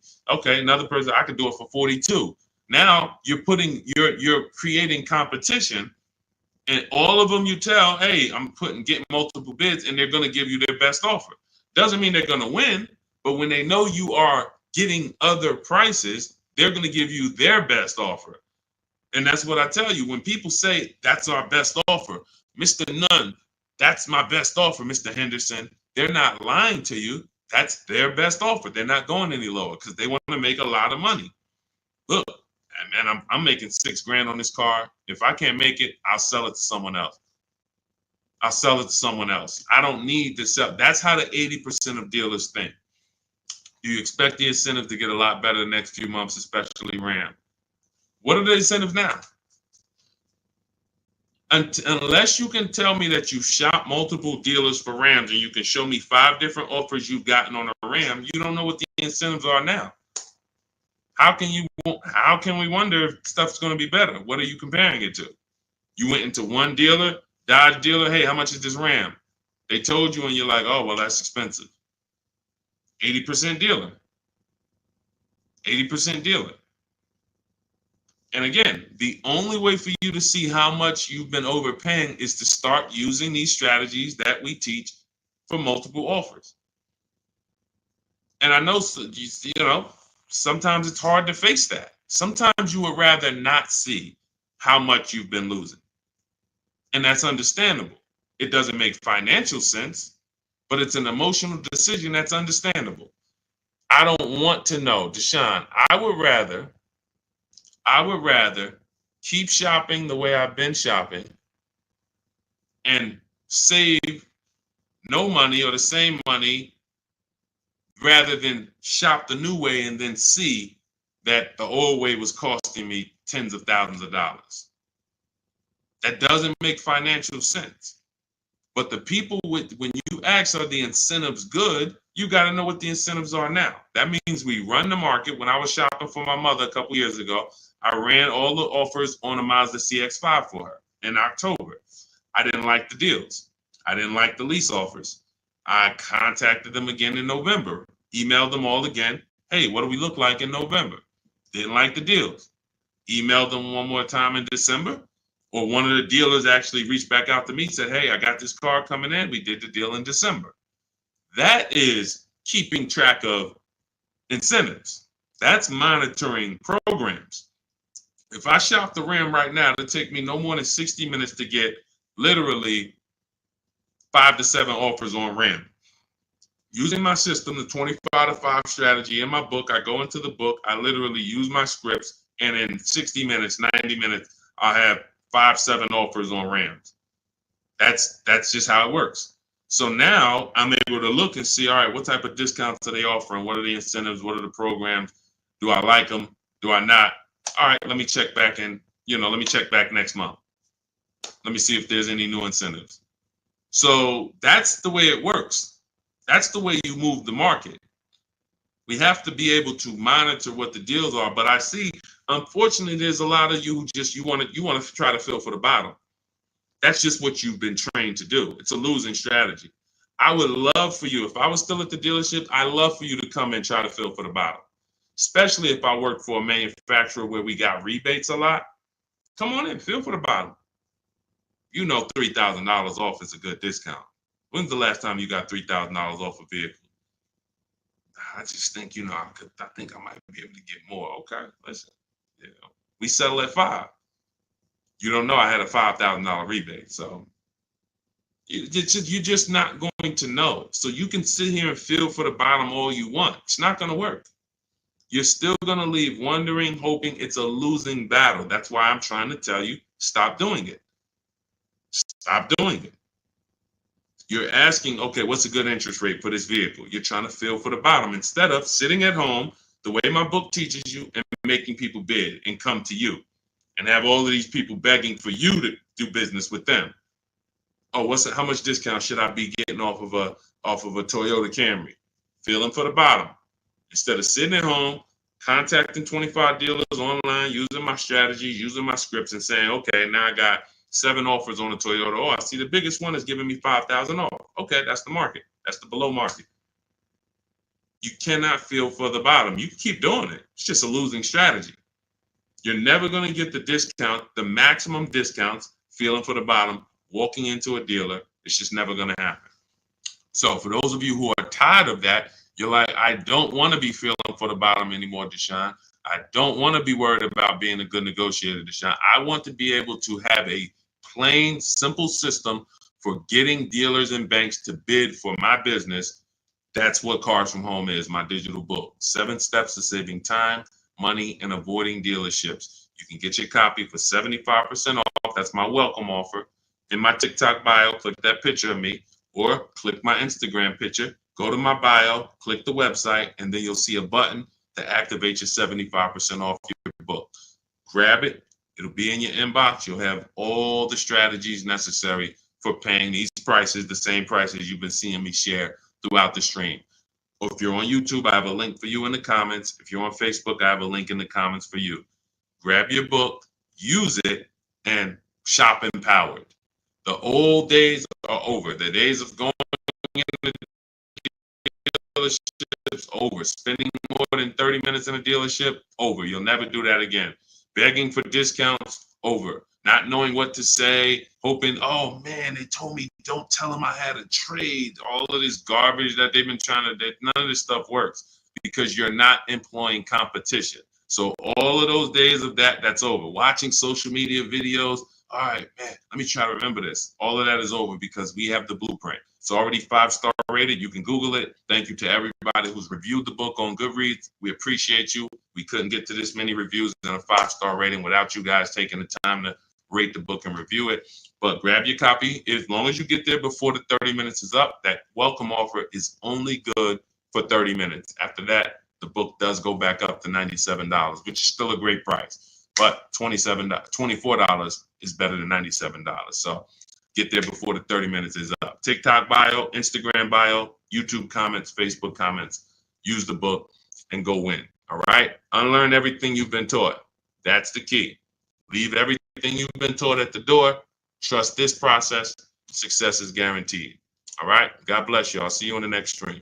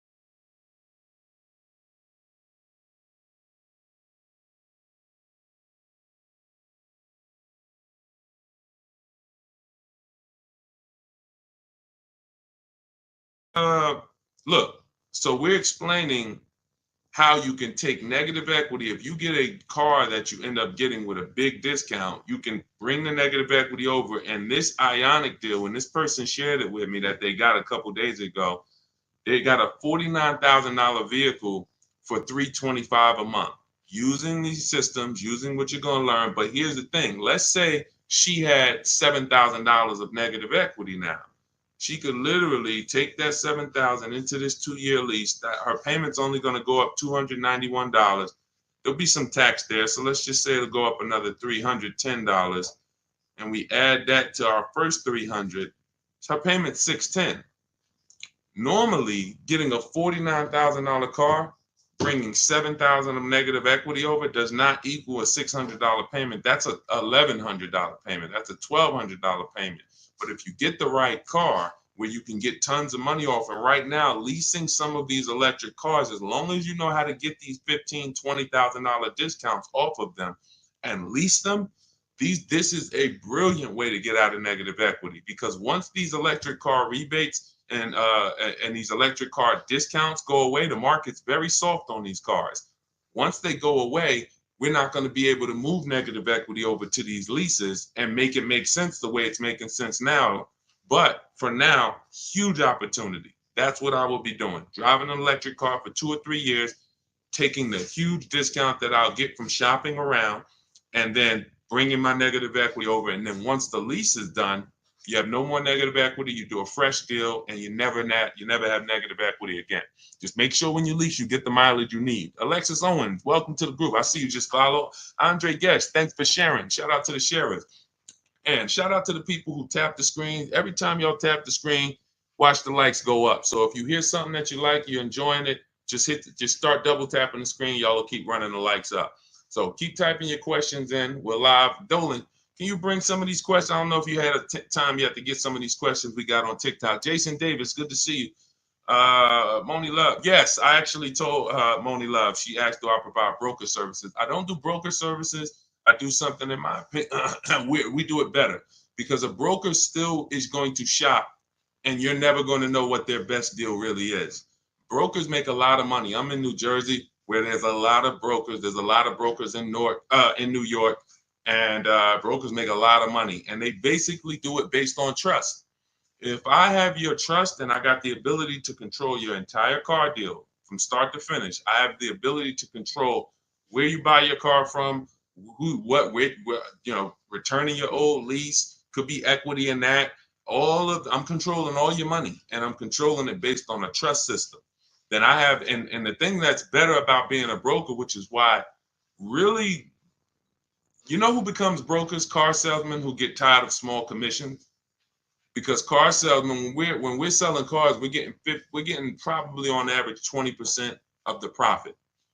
And if the profit is $3,000, if the profit's $10,000 and we bring home $2,000, okay, that's cool.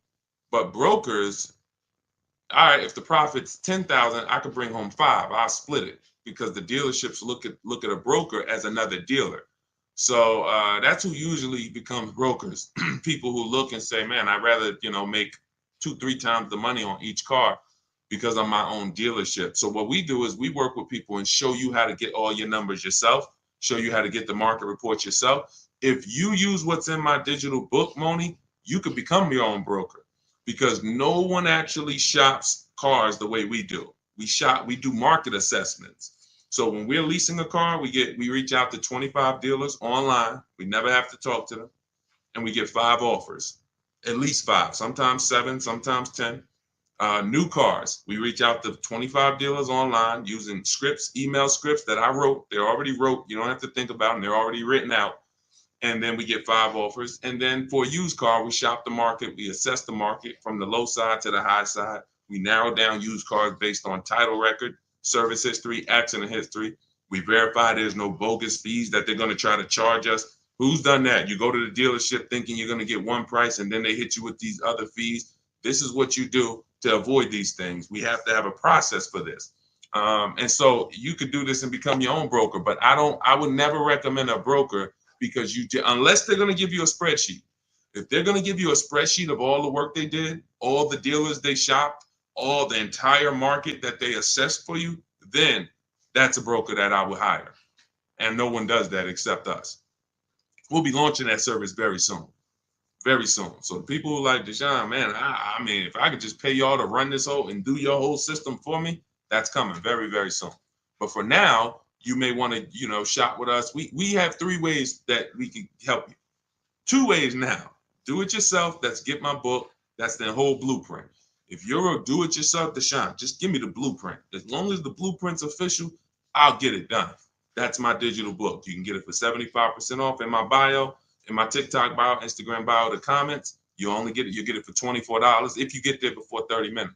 And the done with you, that's when we're doing it together. You're looking at coaching videos, and I'm walking you through it, and I'm supporting you. That's also in my bio. So again, what's coming soon is the done for you, But and you know, that's our commitment, to be the best company in the world for the car buyer. So we're getting there, slowly but surely. All right, go ahead, Dolan. Let's get to some more questions. Keep typing questions. What's up, Martin? See a lot of people checking in on TikTok. Chris, good to see you. Can you do this with Tesla? Great question. Right now, Tesla is very soft. They have a set price, though. They don't negotiate. So what they do is when you're buying a new Tesla or leasing it, you know you don't need to get bids, because getting bids is to avoid overpaying.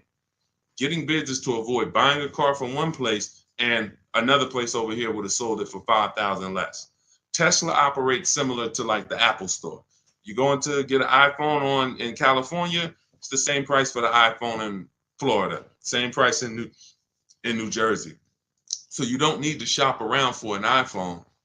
It's a set price. That's Tesla. But any other car is different. Every other car, it's different prices. 3,000 more here, so that's the difference. But with a Tesla, you still need to divide it. If you're going to lease it, you need to understand whether you should buy or lease it. That's based on how long you're going to keep it. And this is proving the point. The point about depreciation that we've been preaching. I've been preaching depreciation so many years to people who say, well, I don't lease cars, Deshone. They limit you on mileage. That's not true. You can pick your mileage up to 30,000 miles a year for most cars. You know, Deshone, I don't like to lease. I'm going to beat my car. They want you to have the car perfect. That's not true. They give you normal wear and tear. You can bring the car back with dings. You can bring the car back. They expect 3 years of wear. What they charge you for is excess wear, which is similar to negligence, abuse. If you have a baseball-sized dent, that's the stuff. But depreciation, Tesla is proving that people should not have been buying these cars because their cars are depreciating almost worse than any other car on the market. And they sold you based on, we have this brand, Tesla, and people went out and buy these cars. They didn't want to lease, didn't listen to the advice. Now they bought a $50,000 car that lost 20% of its value in a year. These cars that were 40,000, they can get them for 30. This is the dramatic depreciation. Now, had you leased these Teslas, had you leased them, it wouldn't matter to you. You drop it off after 3 years, you pay your low payment. See, leasing protects you against depreciation. Car values drop through the floor, no problem. I'm good. The buyers, that's a horrible situation. I would hate to be in a Tesla that I bought 2 years ago and see the values dropping the way they drop. Okay, but yeah, that's what we did. That's the only part of the system that we don't have to shop around for, Brian, which is where we're going to buy the Tesla from. But we still need to understand if a lease makes sense. Divide the monthly payment into the MSRP. If it's 1% or less, you got to steal. If it's between 1% and 1.5%, that's a good deal. The lower, the better. We don't lease vehicles over 1.5. A lot of people got bad lease deals. A lot of people driving around right now in bad lease deals. They put a ton of money down. Their payments are way too high. I'll give you an example. Look. I'll give you an example. Look at Raphael. $45,000 Jeep Grand Cherokee, $549 a month, no money down.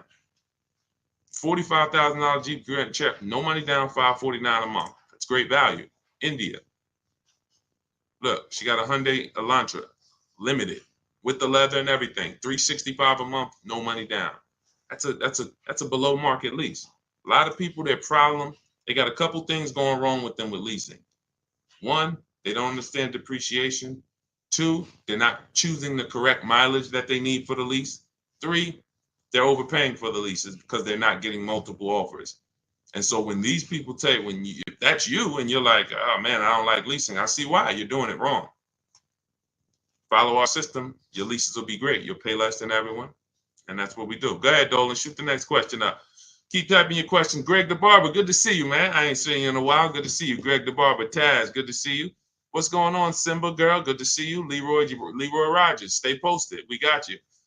I have a 2022 Lexus paid for. Want a new Porsche 2024 or 2025 to buy versus lease.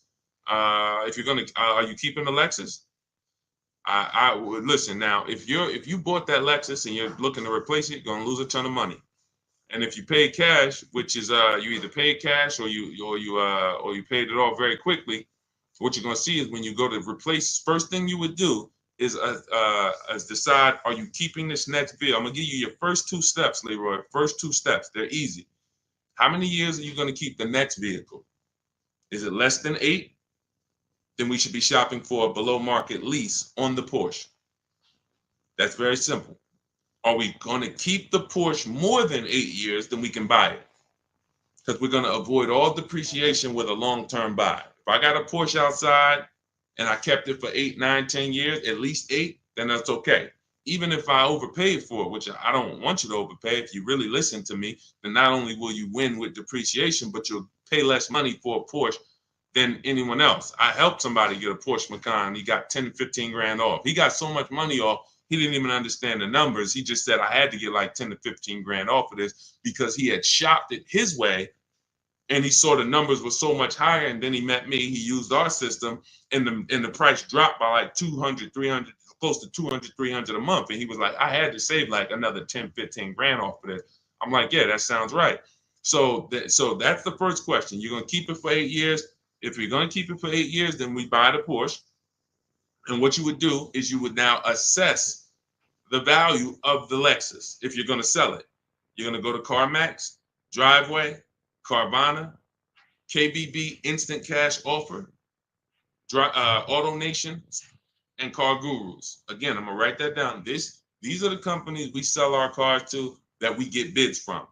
We don't trade cars. We do not trade cars. The only people that have to trade cars are people with negative equity. That's why we want you to come out of negative equity. We don't trade cars. We sell our cars. And in fact, when you trade your car, you think you're trading it, you're actually selling it. That's why it's on that contract. It's on that buyer's order is, I'm selling you my old car for this amount. So we get bids, six companies, Carvana, Kelly's Blue Book Instant Cash Offer, and this takes 20 minutes.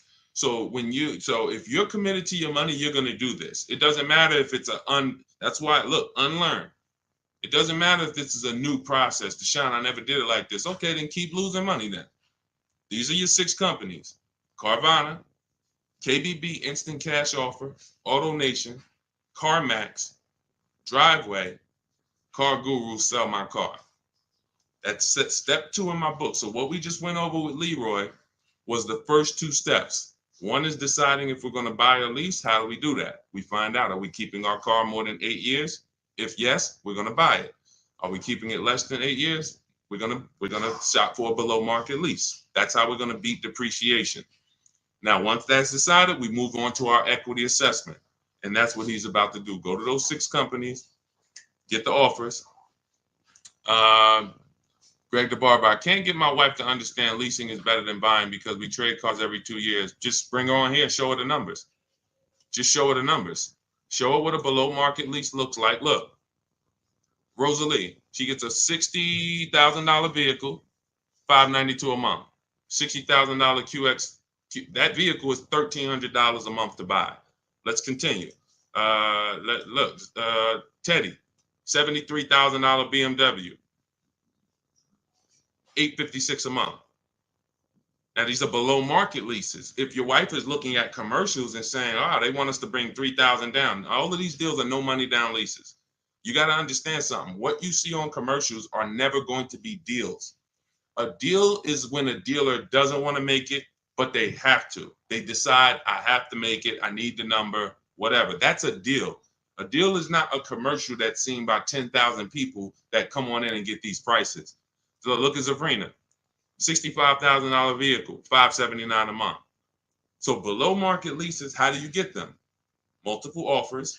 I have the best system, in my opinion, and a lot of people's opinion, for doing this because we do it from home. The Cars from Home system is the best system for getting multiple offers from home. So you can get your book. My new digital book is called Cars from Home, 7 Steps to Saving Time, Money, and Avoiding Dealerships. And you'll have the entire blueprint on getting below market leases, purchases, new cars, used cars. And you can get it for 75% off as part of my welcome offer. It's normally a $97 book. It's worth every penny. You can Google it. You can see it's 5-star rated. But as part of my welcome offer, you can get it for 75% off for 30 minutes only. In my TikTok bio, my Instagram bio, the Facebook comments, or the YouTube comments. But you got to get there before 30 minutes is up. It's numbers. It's numbers. See, numbers shock people out of emotion. Me talking to you about why leasing makes sense, that's not enough to break the programming of people who programmed you not to lease. That's why I go right to the numbers. Now, yes, I'll explain depreciation, what's making these numbers so low, what the risks are taking of not leasing, and then the car depreciates and now you lost money because if you were going to sell a car for a certain amount and it depreciated 10,000 because you put a lot more miles on it, then your car is worth a lot less, you lost money. So I could talk to you about that, but bigger than anything is, hey, let me show you these lease payments on below market leases. That's what got me. When I was in GM, my manager said, hey, D, you want I was like, hey, I need a car. He was like, hey, you know anything about leasing? I was already selling cars and I really didn't understand leasing. And he helped me at 22 years old get my first lease. It was a $20,000 car, $256 a month. I had friends that had brand new cars. They were paying double. And mind you, these weren't fancy. These were These were Honda Civics, Toyota Corollas. They were paying $500 a month. I'm paying $256 a month for a similar price car. I never got in trouble. I got the mileage I needed. Drove 12,000 miles a year at the time. I needed that. One lease, I drove 15,000 because we were doing more miles. I bumped it to 15,000 a year. Leasing is a numbers thing. We drive off the lot in the same exact car. Your payment's double mine. You lost. Now, in the long run, if you keep the car, pay it off, and keep it for 8, 9, 10 years, then you didn't lose. But if you think we're going to drive off in the same car and your payment's $200-300 more a month than mine, because you say, oh, well, I'm buying mine, though, this thing's going to be paid off one day, then you lost, man. I don't care what you do. Look, see me in a couple years. Look at how much more money is in my bank account than is in your bank account. The money that's in my bank account is in your car. It's going to the bank every month. I do this, man. I'm trying to desperately shout from the hills to get people to stop buying these cars if they're not keeping them 8 years. Losing you've already lost thousands of dollars. Thousands, you've already lost. Once you come over to understand this, you'll realize that I should have been doing this 10, 15, 20 years ago. I'm paying off my cars, flipping them, paying them off, flipping them, buying them, not even paying them off, flipping them. I'm trying to flip cars. I'm trying to flip depreciating assets in the short term. So many reasons why this doesn't work. I could kill this all day long. But again, it comes down to the numbers. Below market lease deals, there's no comparison. All right. But you'll have the system for how to get them in my book. So it's a digital book. So it'll be in your inbox before you even get off this stream, as long as you get there before the 30 minutes is up. Go ahead, Dolan. Shoot the next question in. Keep typing, y'all. We'll get through as many as we can. Yep. Energy guy for life. I have a car bought, but I owe more than it's worth. How do I get out? We talked about that. That's actually what we started the show with. So what I would do is I would go to either YouTube, Facebook, and rewind it, watch the beginning, because we started talking about the first question we got was about negative equity. So we spent time talking about how you need to maximize your value, get offers. I don't want to go over it again because there are people on here who is anybody who needs to hear about negative equity? Type of 1 if you need to hear about negative equity. We might hit on it again. But there's a lot of people on here that were on here earlier that they heard about it maybe 20 minutes ago. But we'll see. If a lot of people end up saying they want the question, then we'll come back. But again, I don't like to spend 10 minutes or 7 minutes answering the question and then another 20 minutes down the road I answer the same question. All right, go ahead. Let's go, Dolan. Bring the next one up.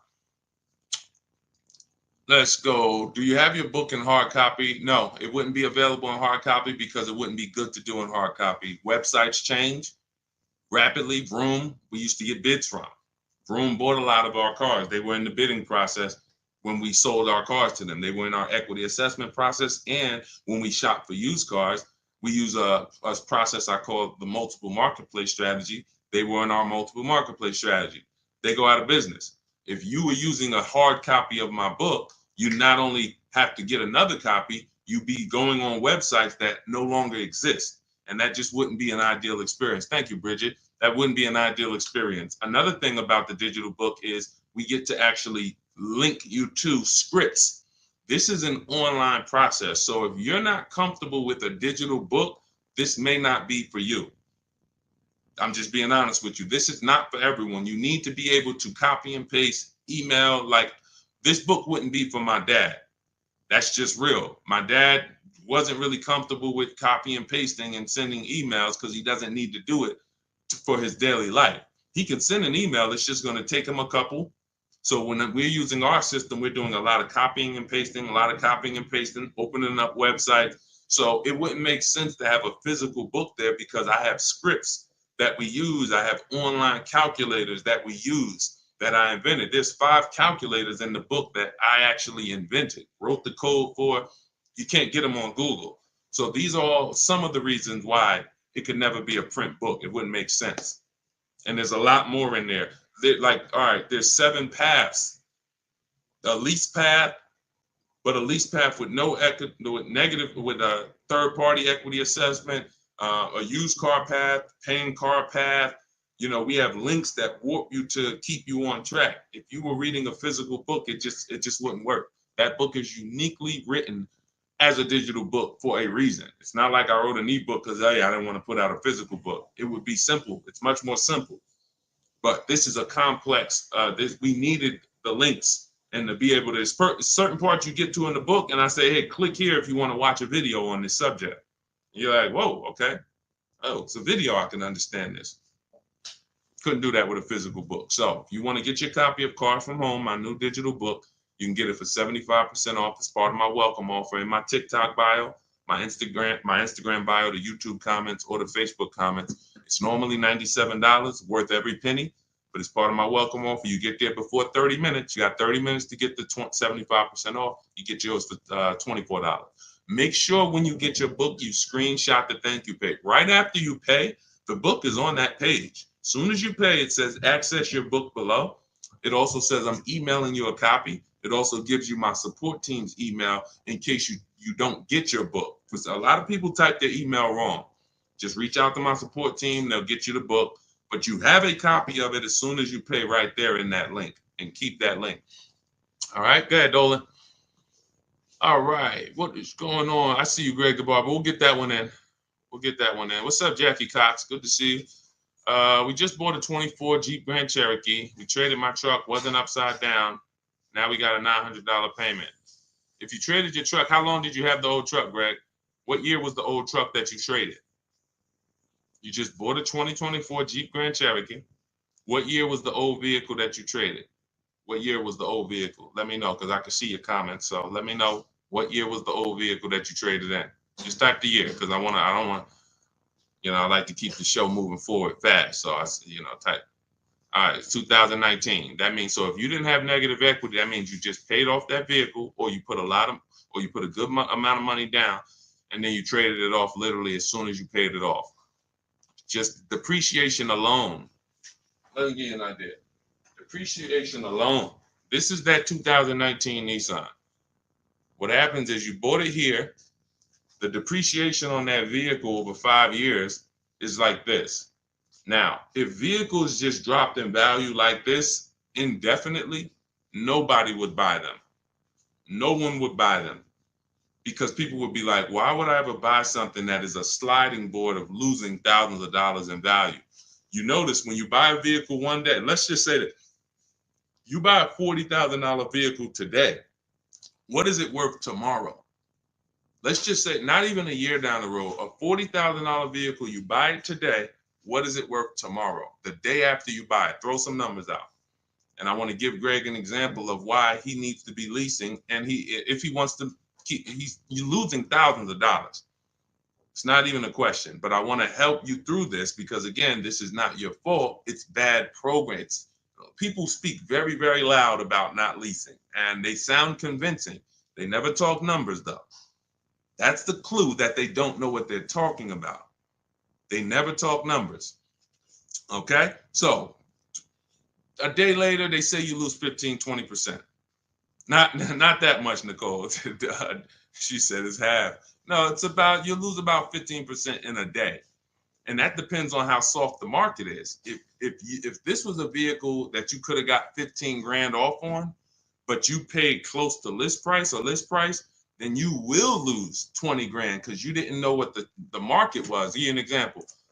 Milligan, Milligan just got $27,000 off her Mercedes. $27,000 off. And I got to show this stuff because people wouldn't believe it if I didn't show it. Milligan got 20. No, that's Melissa. Milligan got 27,000 off. If you zoom in on that Mercedes, it's a Mercedes EQE, $79,000. She got it for like 53,000. Now, had she bought this car, let's just say it's 79,000. Let's call it 80, just for easy math. Let's say she got it for 5,000 off. You know, she thinks, hey, I'm getting a Mercedes, 5,000 off. That sounds good. If she went back the next day and said, well, I need to give this back to you, I can't afford it, or whatever, any reason, they're probably only going to give her 50,000 at best for it because they know the market on it. You overpaid for it.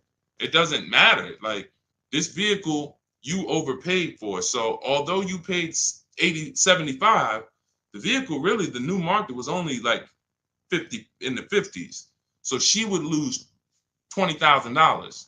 She would lose, $20,000 on that purchase. It's very dangerous to not shop the new market for a vehicle because you don't know how soft the vehicle is. So we call a vehicle that needs a big discounts to sell it. And some dealers are taking off 17 grand, 15 grand. They got big rebates. That's a soft vehicle. It's a very soft market. Very dangerous to buy these cars without shopping the market because you're going to lose. But let's get back to Greg.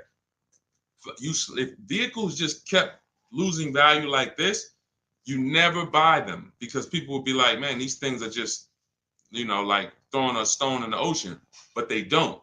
Eventually, they start to level out. So a vehicle that's worth 11,000, next year it'll be worth 10,000. And then the following year, it's only going to lose, maybe there are people on here now, some of you've had your vehicle so long, the amount that it's worth today is going to be the same amount it's worth next year. Your vehicle's worth 8,000 today. A year from now, it's going to be worth about 75, 76. This is now what your depreciation looks like. But in your case, Greg, and people you're buying these cars, you're literally riding the depreciation out, sliding board, losing tons of value, and then as soon as you're about to start leveling out, you go and you get another vehicle and you do it again.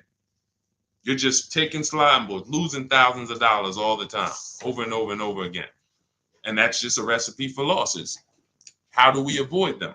We get below market leases. That same Jeep Grand Cherokee that you got, look at how much you're paying for it, and look at how much Raphael is putting into hers. Raphael got a 2024 Jeep Grand Cherokee, $45,000 vehicle, $549 a month, no money down. You're tying up thousands of dollars in that car. Thousands. Raphael is driving the exact same vehicle as you, $549 a month.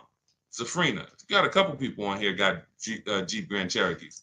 Zafrina has a $65,000 when she got the electric version, 2024. She's paying $579 a month. You bought this car, 65 grand. If you put no money down, you're paying $1,100-1,200 a month. Actually, no, that's more like $1,300 a month. Depends on what. Even with a big discount, $1,100 a month, 5 years. These are huge payments compared to what Raphael and Zafrina are paying. And you might say, well, my payment's lower. Only way your payment's lower is you gave them a lot of money up front. You gave them 10 grand, or you gave them your trade. I didn't put any money down, but I did trade in my vehicle. Your trade was worth 10 grand. So it's just replace the trade in with cash. This is real money that could be in your bank account. And I'm gonna tell you something before we move to the next question. Let me tell you something. Look, Melissa learned. She learned because she was just like you, Greg, just like you, and people like you. Listen, Greg, I'm not isolating you out. This is just a great example of what millions of people are doing. This is, and again, I wouldn't know this if I hadn't been in the business. I'm not smarter than anyone. I just spent 14 years in this industry, and I love math. So this comes very easy for me, thank God. But you look at Melissa. Melissa, once you find out that you should be leasing, instead of trading these cars and selling them and putting all this money and keeping your equity in your vehicles, you should be selling your vehicle, putting the equity in your bank account, and then moving forward. Why can't I find Melissa's deal? Hold on. Here we go. So Melissa, she says, Deshaun, I learned about leasing. I'm not buying anymore. She replaces her 2018 Kia Sorento. She got her bids. Her highest bid was from Carvana, 12 grand. 12 grand. So she normally would take most, if not all of that money and just roll it over to her next car. She ends up getting her Honda. She gets her Honda lease. She gets a 15,000 mile a year lease. Well, we shop with 12. We shop with 12. So she ends up getting it for about $575 a month. She got a Honda. Hold on, I'm trying to read this fast. She got a Honda Pilot EXL. That's probably it's probably a $45,000 vehicle, maybe 48. She got it for $575 a month. And look, nothing out of pocket. And look, she put the $12,000 in her bank account. So now her car payment is low, not high like it was when she was buying the Kia. And she literally pulled all that money that she used to keep in her cars, rolling them over. She pulled it out, put it in her bank account. Imagine selling your car and actually putting the equity in your bank and still leaving in a brand new car with under your budget. That's what happens when you move from buying as a short-term buyer, not keeping 8 years, into leasing. It'll change your world. And again, only thing you're going to say is, man, I should have been doing this years ago. I should have been doing this a lot. You know, we don't even get to harping on the money you lost. Do you think prices will continue to drop on vehicles? I do. We always get deals. We were getting deals when people thought there were no deals. All through the pandemic, we had people getting deals. Bonita right here got her Kia. She got her Kia Telluride. This was a dream vehicle. During the pandemic, and look at the year. You can see the year. When she got hers, it was 2022. Literally, people were paying $10,000 over sticker for these vehicles. People were leasing these Tellurides for $800 a month, $900 a month. She got hers for $600 a month, no money down. This is pandemic. You know, we've helped. I started this in 2021 in the middle of the pandemic. Everything when you see people all on my pages, you know, there's deals everywhere. There's never a point in time where I go to spy a car in the last 15 years and I'm like, oh, there's no deals out here. Because again, there's always going to be a dealer who's going to sell. You just have to learn to find them, Nicole. You keep going into the local dealer thinking you're supposed to be able to negotiate a good deal with them. 8 out of 10 dealers are overpriced. We've proven that. Why? How can I tell you that confidently? Because all of us shop the market. You shop locally. We shop the market. What you'll learn to do with Cars from Home, my new digital book, is to shop the market. You go local to 1 or 2 dealers, they already know. NADA they taught us. When we were car salesmen, NADA taught us that people only shop 2 car dealers on average. So if those are the statistics, your local dealer knows that. They know as soon as they see you walk in, you know, can I get a quote? Can I pick a car out? Odds are this person is not going to shop more than 1 other dealership, and we're going to get them. If we just work and smile and be courteous, they're going to pick us. If they don't buy today, maybe we could get their business next week or something like that, but they're not shopping the market. That's where you lose. So when those 2 are high, you think the whole market's high. But using our system, what you're going to learn in my digital book, Cars from Home, 7 steps to saving time, money, and avoiding dealerships. I think sometimes I say that title too fast. It goes over your head. Cars from Home, that's a mindset, because we spend 90% of our time here. All of these people that you see me sharing in my streams, they are literally in their house 90% of the time to get these deals. Cars from Home, 7 steps. That means it's a process. It's not you're not winging it anymore. You're not winging the process. It's a 7-step process. Step 1 is the most important question. We're deciding whether we're going to lease or buy.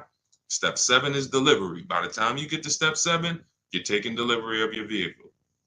7 steps to saving time, which is what I love, money, which is another thing I love, and avoiding dealerships, which is something that most people want to do.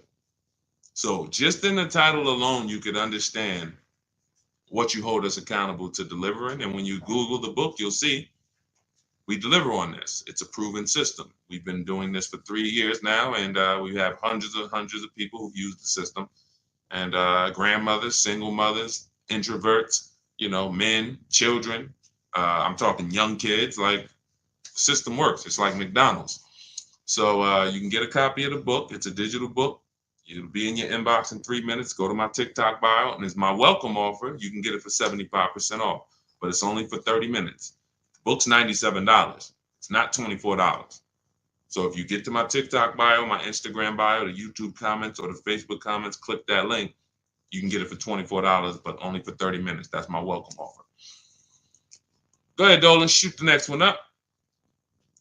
All right. How do I negotiate buying more miles on a lease? You get it up front.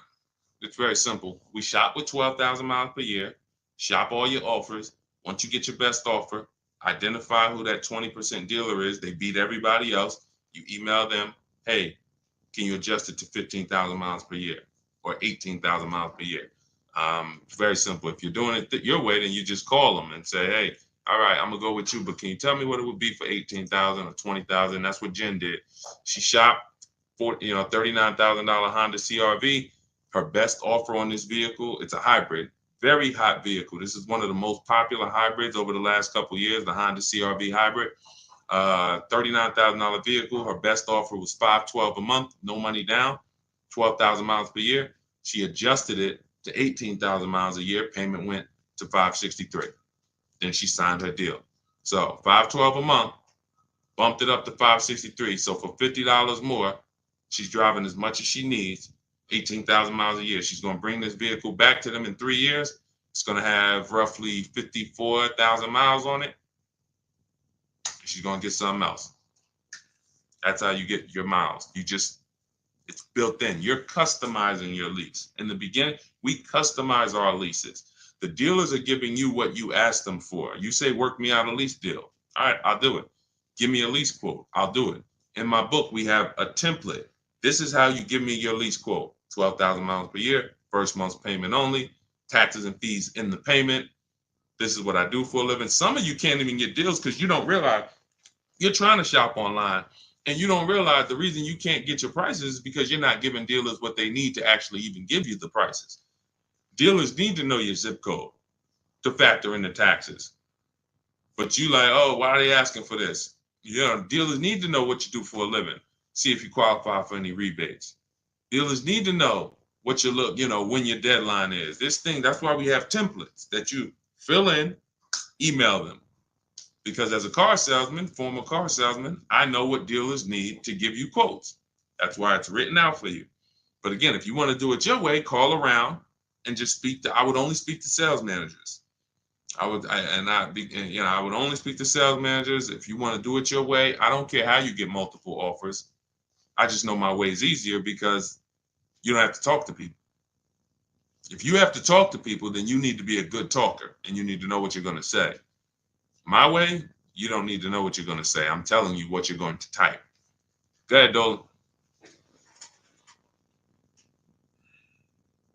Do you think the banks will ever get rid of the points that they pay to dealerships?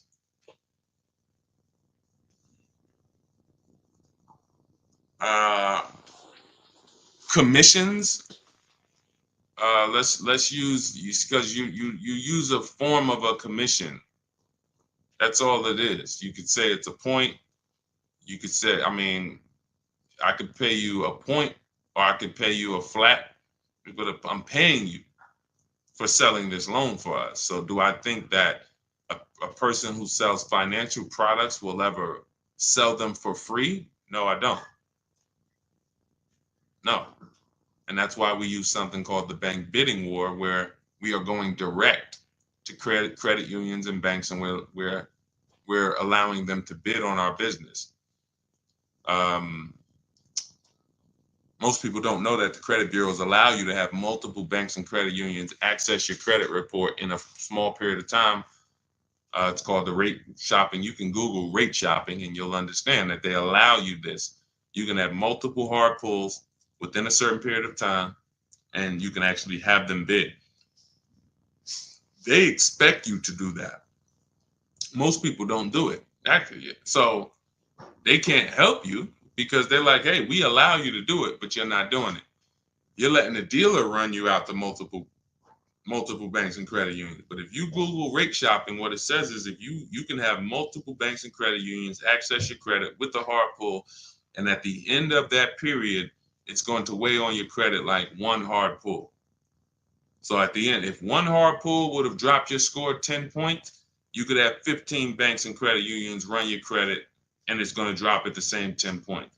But the difference is one strategy, you overpay for your loan, overpay for your interest, have no price assurance, no price guarantee that you got a good interest rate, and you have the same 10 points on your credit that you hit with the hard pull.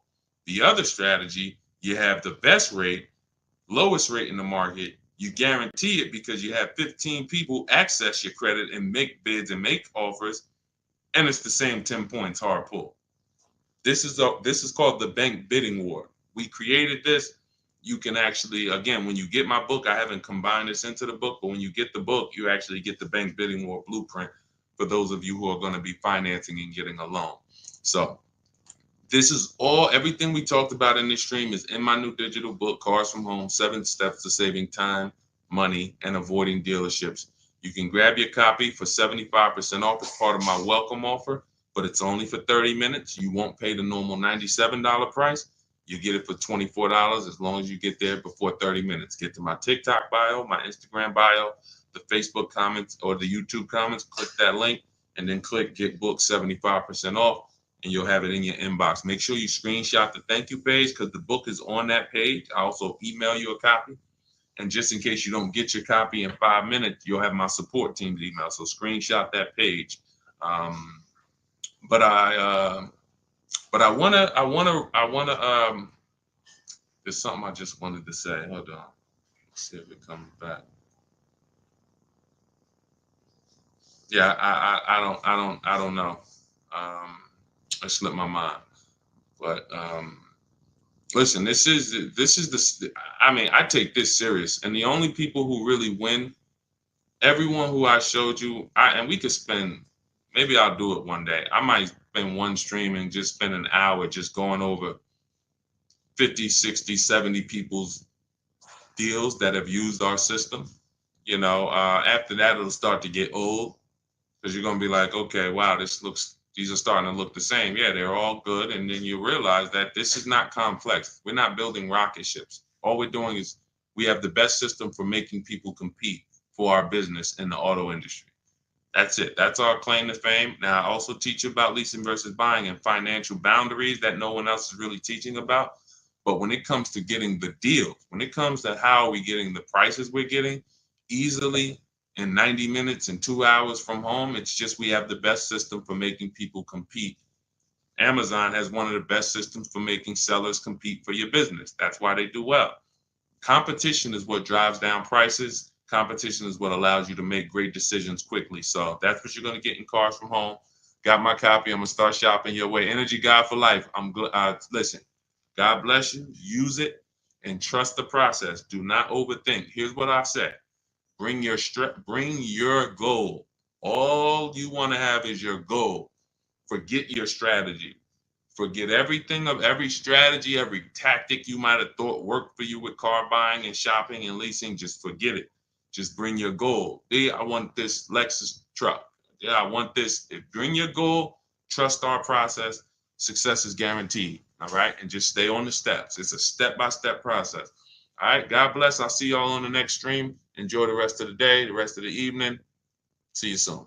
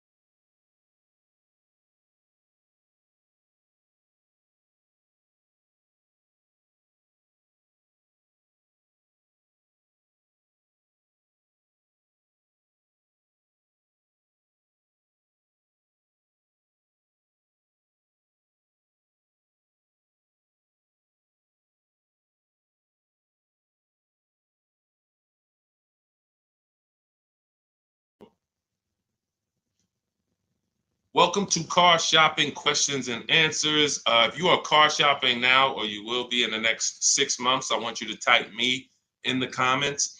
We're about to go live, do some serious car shopping Q&A for the next 45 minutes to an hour.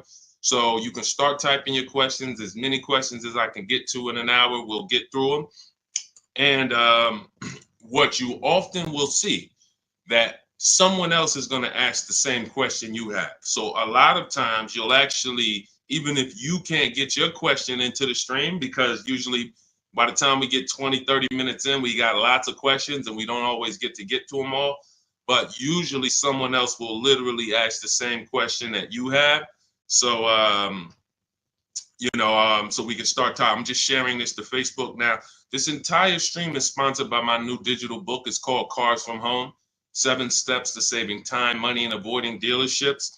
You can get a copy for 75% off for the next 30 minutes in my TikTok bio, my YouTube, in my TikTok bio, my Instagram bio, the YouTube comments, or the Facebook comments. And the book's normally $97. Everything we'll be going over today will be out of that book. Every answer that I give you is out of that book. So if you want the entire blueprint and you don't want to remember the things that we're about to go over, you grab the book.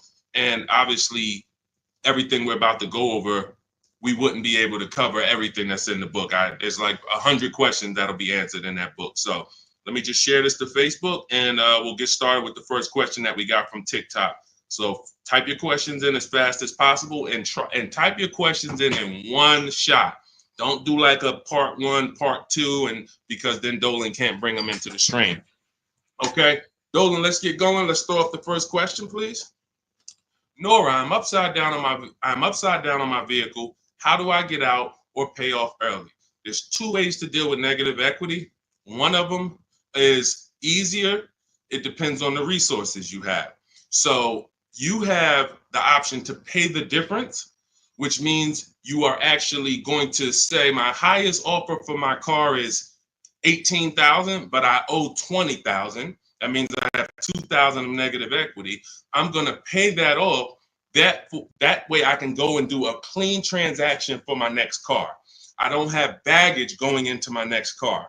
And I get to maximize the value of my current car through what we call a bidding process. So we don't trade our cars. We only get bids from cash buyers like Carvana, CarMax, Kelly's Blue Book Instant Cash Offer, AutoNation, Car Gurus, and Driveway. That's 6 cash offers we get. These are companies that fight feverishly to buy cars. They pay more than dealers, and they write checks on the spot. You literally go, have your inspection, they go into the accounting department, and they come back with a check for you. This is not like selling your car on Facebook Marketplace. So they're going to pay more than dealers. So you want to make sure, if you can, you sell to them, because that's going to be the highest offer you're going to get for your car. And that's going to be the least amount of negative equity you will have.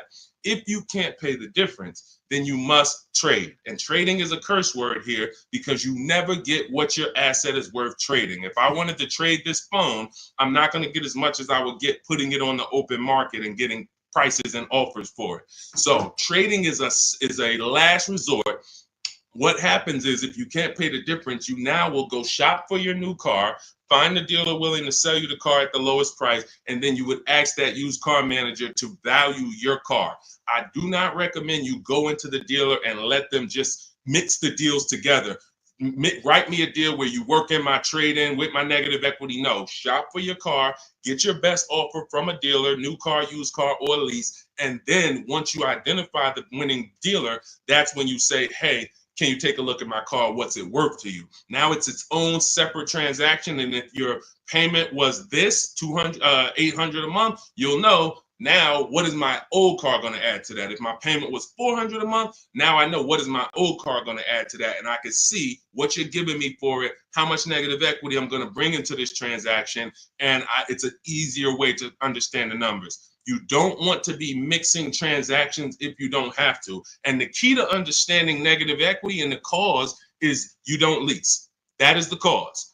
The only way you're having negative equity is you continue to buy cars, but you're not a long-term person. You trade them in or replace them before the loan is paid off, and someone taught you not to lease.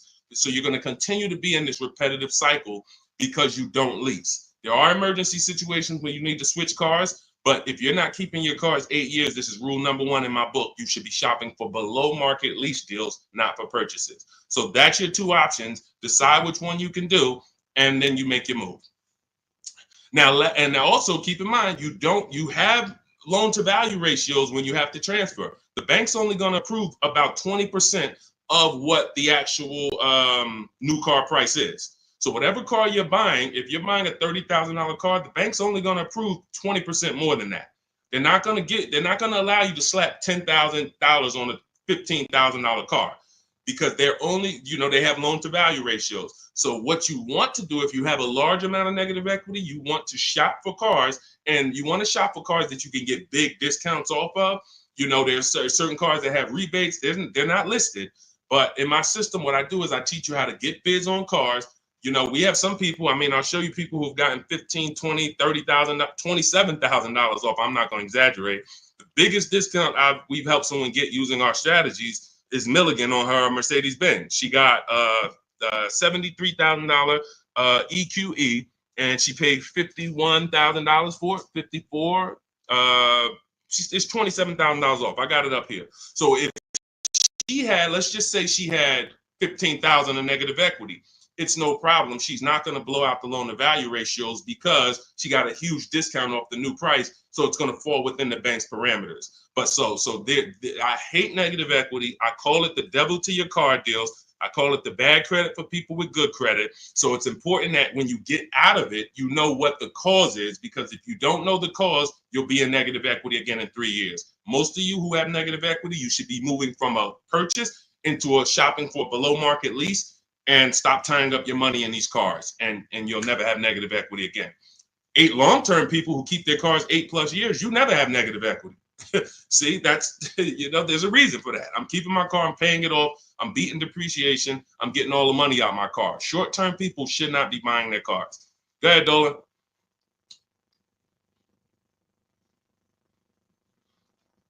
All right, keep typing your questions, y'all. We'll get to as many questions as we can in 45 minutes. Now, let me just actually say this. We have a 7-step process. Everything in my system is 7 steps. We don't go, see, a lot of times you don't understand what you should be doing first. Should I be focusing on my old car, my trade-in, shopping for a car first? What should I be doing first? So we have a system that you actually now have a process. It's 7 steps. First step is the most important question. That's leasing versus buying. How are you going to beat depreciation? Because you're about to buy a depreciating asset. If you buy a depreciating asset with no plan to address or beat the depreciation, you are going to lose like everyone else loses. So we need to see, am I going to beat depreciation with a long-term purchase, or am I going to beat depreciation with a below market lease? Long-term purchase, I got to tie up my money. My money's going to be in the car 3 years, 5 years, 6 years, but over time, the depreciation is going to cool off. I'm going to have a vehicle that doesn't depreciate much. Who has a vehicle that they've had for more than 10 years? Type the number of years you've had it in the comments. If you had a vehicle for 10 years, type 10, 12. Even if you had it for more than 8, let's go 8 because it's called the 8-year rule. If you've had it for more than 8, type the number of years that you've had your vehicle in the comments. Let's see how many long-term people we truly have, because not a lot of people are long-term. Like every time I ask this question, we don't get a lot of people that's like, yeah, 8 years, 10 years, 12 years, 15 years. Look, we don't have many people that can say they even have a car on here that they've had for more than 10 years, more than 8 years. But you're tying up all this money in these cars, and then you're going and you're replacing them in 5 years and 6 years. And look, Sharon, 14 years. God bless you, Sharon. That's a long-term person. Look, Ray Johnson, 9 years. That's a long-term person. So they don't have to worry about depreciation. Their car right now is worth the same amount it'll be worth about a year from now. If Ray's car is worth $9,000, a year from now, it's going to be close to 9. He's beat depreciation. So if you're not buying cars to beat depreciation, you shouldn't be buying them, because you're not going to beat depreciation in the short term. You can't. It's impossible. The only way to beat depreciation as a short-term buyer is to get below market leases, because you're never tying up your money in that car. Not regular leases, below market leases. Big difference. Go ahead, Dolan. I see we had a question come from TikTok. Let's throw them up.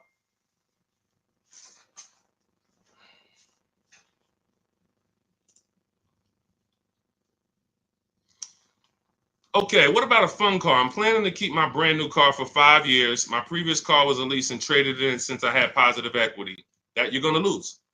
Keeping a car for 5 years, a brand new car for 5 years, you're going to lose. And I'm going to show you how big you're going to lose by doing this. You can't keep a car for 5 years. If you're telling me you plan to keep a brand new car for 5 years and then replace it, this is the depreciation curve. This is the depreciation curve. You're going on a sliding board. Whatever you paid for this car, let's say you paid $35,000. In 5 years, that car is going to be worth $17,000, maybe $15,000, depending on how much you drive. You're literally going down a sliding board, and then you're going down another sliding board when you get your next car. You're wrapping up money in these cars. Now, when we look at somebody like Ray, who kept his car for 9 years, his depreciation curve doesn't look like yours. It looks like this. See, this is what it looks like when you first buy the car. You're losing value every single day. You're losing thousands of dollars in value on a yearly basis. So when you go and say, all right, I'm going to just go buy this car, tie this up. Let me show you why you can't do that compared to someone who's leasing. You're going to spend thousands of dollars more. So you take somebody who got a below market lease like Zafrina. No, that's too. Let's use Zafrina. She gets a $65,000 vehicle. She's paying $579 a month. $65,000 vehicle, $579 a month. That's what we call a 1% lease or below. When you have your lease payment is 1% of the MSRP or less, that means that's a 1% lease or lower. She has a 0.88% lease. Now, she's not over the next 3 years. She's going to invest in this car, $579 times 36. She's going to invest $20,000 to drive a $65,000 car. Now, if somebody bought this $65,000 car, what's their payment? Every $5,000, remember this rule, is about $100 a month on a 5-year loan. Remember that rule. Every $5,000 when you look at a car is about $100 per month on a 5-year loan. So when you look at a $20,000 car, you should automatically say to yourself, that's going to cost me about $400 a month. You look at a $50,000 car, that's going to cost me about $1,000 a month on a 5-year loan. When you don't do that, now you let them put you in 6 and 7 year loans because you're not focused on what the real cost is. You're just like, get me to a low payment. If I get you to a low payment, I'm going to put you in an 8-year loan. So we know this. Looking at her car, she would be spending roughly $1,300 a month if she bought that car. Even if she got an incredible deal, saved 10 grand off of the car, she's still going to be spending about $1,100 a month. She's putting $579 a month into this car. How do you compare $579 to $1,100? How do you compare $579 to $1,300? Let's say she bought a used version of this car. So instead of $65, she found a used one for $40. Every $5,000, $100, that's an $800 a month payment. How do you compare $579 to $800 for a used version? You can't. So when you're out here listening to people who've told you don't lease, they don't understand depreciation and they don't understand how to get below market leases. These are not regular leases. In order to get below market leases, you must employ competition. You must get at least 5 offers because every dealer's price is different. So when you walk into one Nissan dealer and they tell you it's $600 a month, you don't walk out and say, hey, Nissan's charging $600 a month. No, Nissan of Bay Ridge is charging $600 a month. But this Nissan deal over here might be at $500. This Nissan deal over here might be at $420. You need to stay at home, get multiple offers. You can do this my way through email using the systems in my book, or you can do it your way, calling around and get multiple offers. But once you see how different these offers are, you'll realize how many dealers have been ripping you off. And 80% of them do this. 80% of them, their best offer is not going to be below market. They're going to make a certain amount of money or they won't sell the car to you. But we find the ones who will. All of this is in my new digital book, Cars from Home. It's called Cars from Home, 7 Steps to Saving Time, Money, and Avoiding Dealerships. You can get a copy for 75% off for the next 30 minutes in my TikTok bio, my Instagram bio, the YouTube comments, or the Facebook comments. You'll have everything we teach step by step. You can Google the book, Cars from Home. It's already 5-star rated. We've already got tons of people using it, talking about it. And this is what I want for you. I don't want you paying above market or market value like everyone else is paying. You need to be paying below market value. And the only people that pay below market value are people with strategy. Okay, so I would tell you, Kitty Cafe, the first thing you need to be concerned with is actually leasing and not buying. You said you were a leaser. See, and oftentimes people who go from a lease to a purchase, I'm sorry to say you didn't get a good lease deal. Because if I'm paying, think about what Zafrina's paying. Let's continue to use Zafrina as an example. If Zafrina's paying $579 a month for a $65,000 car, $579 a month only gets her about $28,000. Let's call it $30,000 on a loan. So for her to go and get the same $579 payment, she's going to only have about $30,000 to spend on a car. If she goes with a 6-year loan, maybe she can get like a $33,000, $34,000 car. That's it. That's her loan. So she's going to have a hard time going from a $65,000 vehicle to a $35,000 vehicle. Most likely she's going to get something used. It's going to be older, and she's going to be like, wow, I'll just keep leasing. But if she was paying what other people are paying for this same Jeep, which is probably, I would say a lot of people for the same Jeep would probably be paying about $800, maybe $900. People with no strategy, they're probably paying $900 a month to drive this $65,000 car. It's easy to justify. So they're paying $800-900 a month. Then yeah, she might say, well, maybe I'll just buy something because I'm paying almost $1,000 a month to lease. But that's the difference between a below market lease and an average lease. There's a big difference. All right. Go ahead, Dolan. Next question. The leasing versus buying thing is really, really what's hurting a lot of you. The leasing versus buying thing and the not getting below market leases. There's so many bad things about what's been out here with leases. It's horrific. I spend every day putting out information trying to dispel this. But I realize there is so many voices that have told you guys things. But here's the thing. I talk numbers. And I show numbers. If you pay attention, the people who tell you about leasing never talk numbers. They never show you numbers. All they do is rent. Leasing is renting. Leasing limits you. You limit, they pick your mileage. You pick the mileage. It's so much bad information. But I've been leasing since I'm 22 in the car business. Got my first lease, Pontiac G6. $20,000 vehicle. I was paying $256 a month for it. Meanwhile, I had a friend, they're paying almost $500 for a Toyota Corolla. We both got a car for about the same time. They're paying $500. I'm paying $256. I'm seeing what they're going through with their car breaking down, getting older, because they kept the car for a while, getting older, and now I'm on my second car, paying a low payment. And as a young person, you don't want a $500 payment. I didn't need a $500 payment when I was 22. Just had my daughter. I needed that $256 payment. They had just had a family too, but they got to come up with $500 a month to drive about the same price car. The Corolla and the Pontiac G6 at that time were about the same price. You can't justify to me in any way that makes more financial sense. There's nothing you can say to me unless that person's going to keep the car, pay it off, and then keep the Corolla forever. If you're going to keep the Corolla for 10 years and then you pass it down to your daughter or your son, it's their first car, and now you just got an extra car, that's a different story. You shouldn't be leasing if you're that person.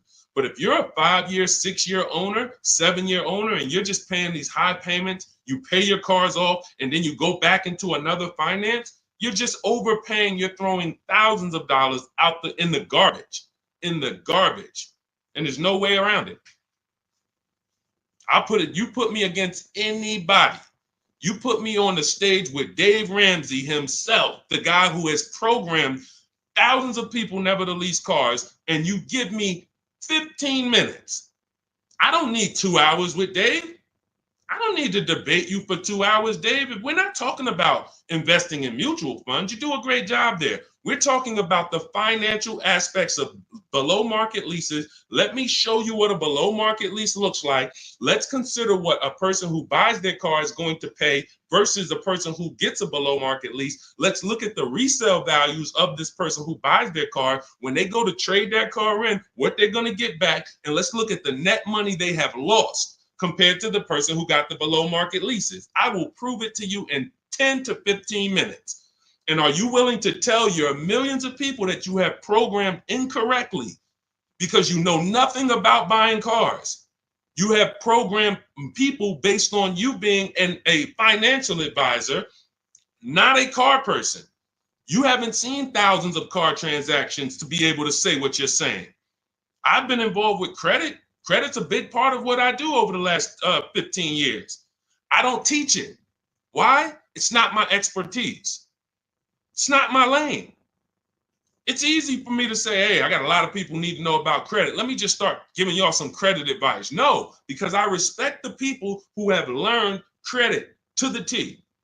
Dave Ramsey decides I want to teach about cars. That's where he has led millions of people astray. And he has thousands of people investing in cars, short term, losing on resale, getting killed by depreciation. And they're like, well, Dave told me to do this.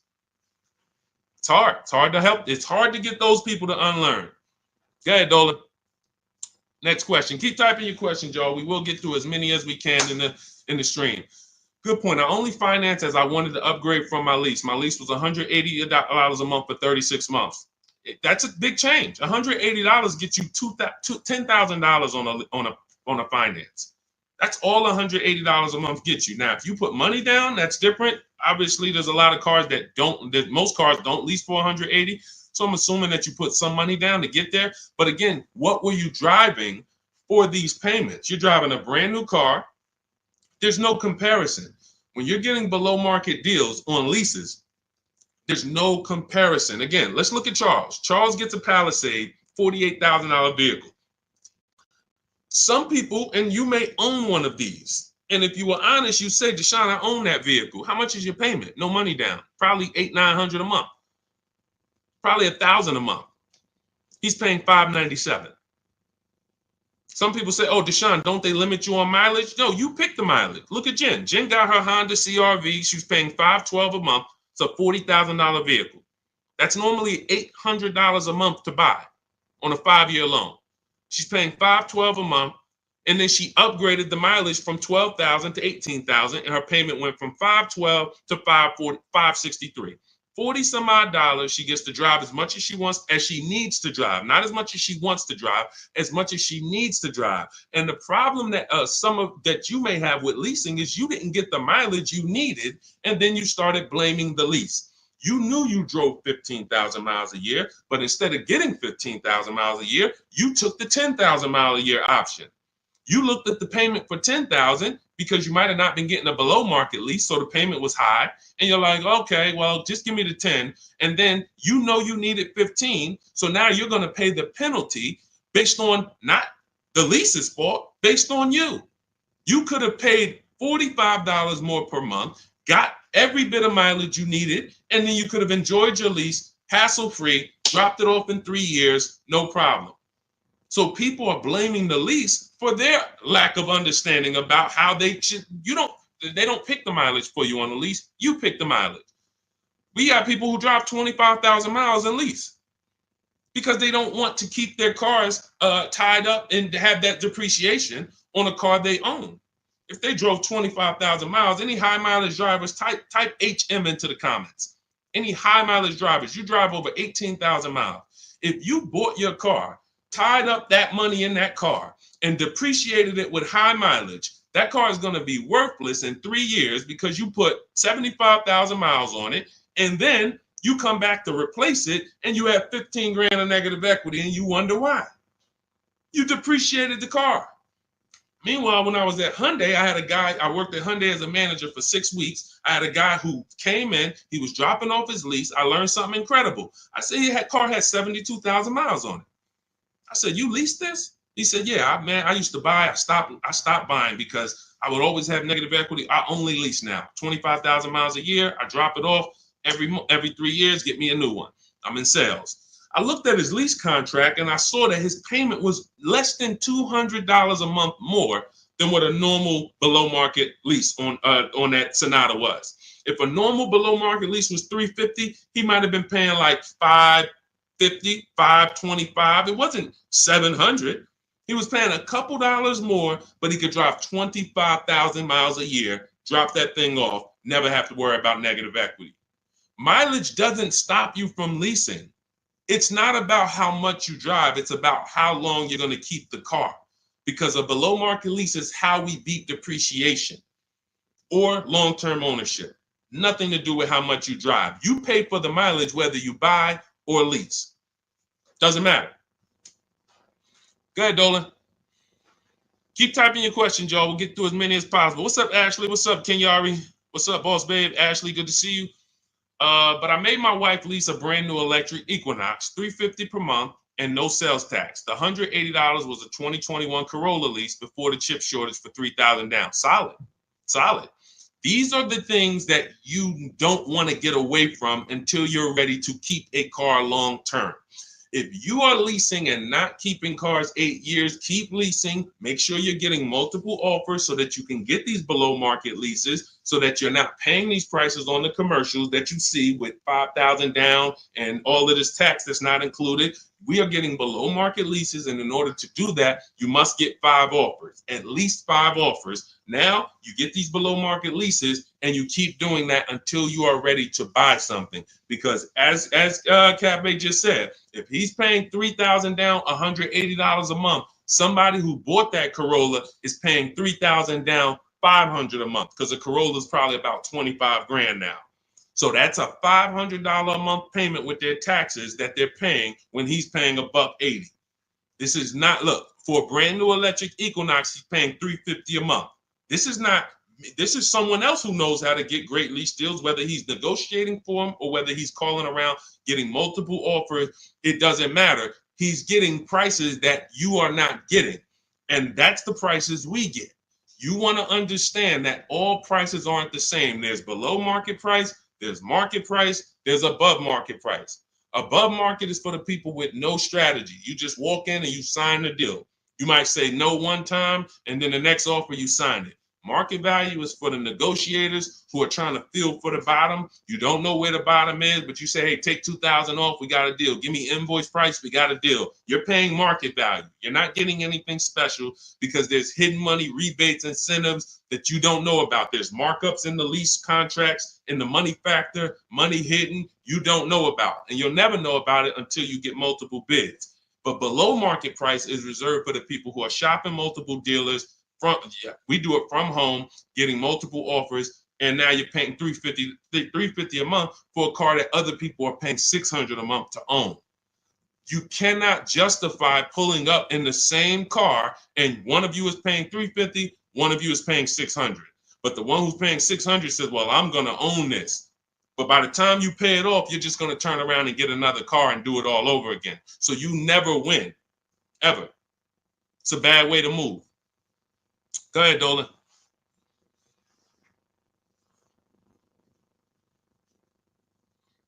What's up, Ray Johnson? Do you need to... Hold on. Do you need to know all the bells and whistles? I don't know what that means. Can you rephrase that question? Let's type it in another way because I don't know what you mean by that. Can you elaborate? What about the people that drive high miles? You should still be asking yourself, how am I going to beat depreciation? The first step in my process is to determine what I'm going to do to beat depreciation on this depreciating asset I'm buying. So if you're a high mileage driver, you drive more than 18,000 miles per year, you're depreciating your car so rapidly that in 5 years, you're going to have, call it 100,000 miles plus on the vehicle, but your loan does not move that fast. most of your loans are going to move this way, but your depreciation is moving like this because you are just using the heck out of the car. This is point and proof that you pay for usage, whether you buy or lease. If you bought a car and put 100,000 miles on it, you do pay for that. If the same person bought the same car, but they only put 50,000 miles on it, their car's worth more than yours. They can sell it for more. So you lose based on your usage. So in the short term, you can't win driving high miles because you are literally destroying the value of your car. Then you flip to another car. That'd be like you doing this. Hey, do me a favor. Give me this car. Let me depreciate it like crazy. Then let me swap it out and let me get this car depreciated like crazy. And you just keep doing it. Depreciate it like crazy. But you're never getting to the point where the car is paid off and now the car starts to depreciate like this.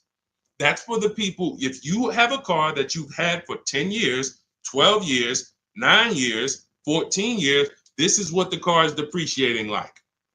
You're losing little bit every year. If it was worth 9,000 this year, it's probably worth 8,200 next year. You beat depreciation.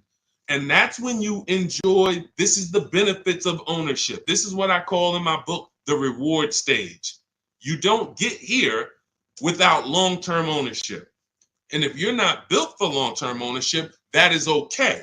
But what you should be doing is doing what my client who was in Hyundai did, doing your high mileage lease, shopping for a below market lease, and then driving the mileage you need and dropping off your car in 3 years and going and getting a new one over and over again. You're never tying up your money in these cars. If you're going to tie up your money in these cars, you better have it in there for the long run. If you're going to tie up your money for 5 years in a depreciating asset, you are losing money in depreciation. Like you can't get it back. That's why you're never happy with what the car is worth. When you come and find out what your car is worth, you're like, I can't believe that's all you're giving me for my old car, because you're thinking about how much you put into it. Long-term owners like this, those of you who have cars that you kept for 12 years, you're not thinking about the resale value, right? Right or right? You're like, Sean, I got so much money out of this car. I had this car, man. The transmission went out. I put a new transmission in it. I got my money out this car. That's the benefit of buying. And if you're not buying, you should be if you're not getting there, you should be shopping for below market leases, never tying up your money in these cars to begin with. It's only two ways. Get out the middle. It's three people: long-term keepers, short-term leasers. Then it's the people that's stuck in the middle. You buy your cars, trade them in. You lease the car, you buy the lease. Stuck in the middle. Go ahead, Dolan. All of this is in my new digital book. If you're like, Deshone, there's no way I'm going to remember this. You can get my new digital book. It's called Cars from Home, 7 Steps to Saving Time, Money, and Avoiding Dealerships. It's already 5-star rated. Thank you to everyone who has rated and reviewed the book on Goodreads. We appreciate you. You can get your copy. It's normally $97, but for the next 30 minutes, you can get your copy for $24, which is 75% off if you get to my TikTok bio, my Instagram bio, the YouTube comment link, or the Facebook comment link before the 30-minute timer hits zero. After the timer hits zero, price does go back up to $97, and it's worth every penny of $97. This book will be the top 3 most valuable books in your library. And when I say valuable, I mean the books that save you money. There's only a few books. I got a bunch of books. You guys can see I'm grabbing them. There's only a couple of these books that have actually put money in my bank account or helped me save money. There's not a lot of them. This will be the top 3 most valuable books to your bank account. That's all I care about. So go grab your copy. TikTok bio, Instagram bio, YouTube link, or Facebook comments. And you'll have everything we teach in the blueprint of how to get below market leases, below market purchases, below market new cars, used cars, high mileage driving. Everything is in there step by step. It's a blueprint. All right. Go ahead, Dolan. All right. Buy a car for the first time. I'm going through my bank. My budget is $8,000 and I finance the rest. So you have $8,000 cash. You want to see, can I get a vehicle without using that cash? So if you're talking about financing, first thing you want to decide is, what can we get without a down payment? So depending on where I want my payment to be, let's say $350 a month. Maybe I want it to be $350 a month for 5 years. Well, can I get a car with everything I want, everything I need, $350 a month for 5 years? That's my budget. If I could do that, I don't need a down payment. Now, if you say, okay, $350 a month for 6 years, no money down, that's a little more money. If you say, all right, $350 a month for 5 years, but then I'm going to use some of my down payment. Now I can get even more car. And then your max budget might be $350 a month with my down payment for 6 years. See, all of those numbers didn't change, but the terms changed and what you bring to the table changes. That budget doesn't change, but you don't realize if I get a car for $350 a month for 5 years, I paid less than if I get a car for $350 a month for 6 years. So these is how we budget. I actually have a tool in my book called the Perfect Budget Calculator I created, where you put in your preferred down payment, you put in any equity you have from your old car, you put in your max monthly payment, you put in the average interest rate, and it'll give you up to 6 goals that you shop from. So when I went and got my used Infiniti truck, I had 6 goals. One of them was no money down 5 years. Next one was no money down 6 years. Third one was money down 5 years. Money down 6 years.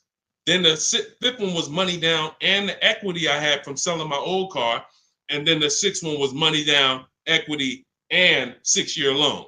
See, there's multiple ways to budget where you don't go over your max. But I find the problem is when we budget with our max in mind, I only want to spend $500 a month, $500 a month, $500 a month. You usually go in and you spend what? $600, $550.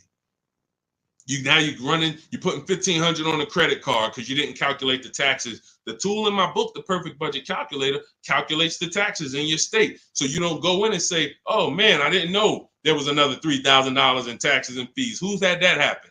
Oh man, I thought we was making a deal, but you forgot about the taxes and fees. See, all of this stuff you don't realize should be normal in a complex financial transaction. But what they've taught you in the car business is to just treat car buying like you're buying a TV because it makes them very rich. I've been in the business for 14 years. I sat next to people who I know shouldn't be in the business, but they're not going to get them out the business. They make a lot of money for the dealerships. They'll always have a job. Even if they get fired here because the customers start complaining, they'll go there and they'll say, hey, look, I made 300 grand at my last place. Oh man, when can you start? These people are always going to have a job. So when you look at the industry and say, okay, if this is what the industry is like, what do they care about me? They don't. The 20% of dealers who get up every morning and they do the right thing. They want to beat their competition. They're honest. They want to make sure that they're giving you the best service. It's 20%. 2 out of 10. You're going into your local dealer and you're buying from them, not realizing that's an 80% dealer.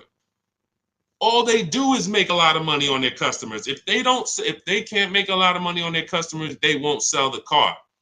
And you know what's beautiful about the car business? For those of you who are wolves and sharks and evil, it's not about the customer winning. It's about you making the customer think they won. I'm going to say that again. For those of you who are like, what business could I get into where I can make 200 grand? And I don't need to have morals as long you are trained to make the customer think they won.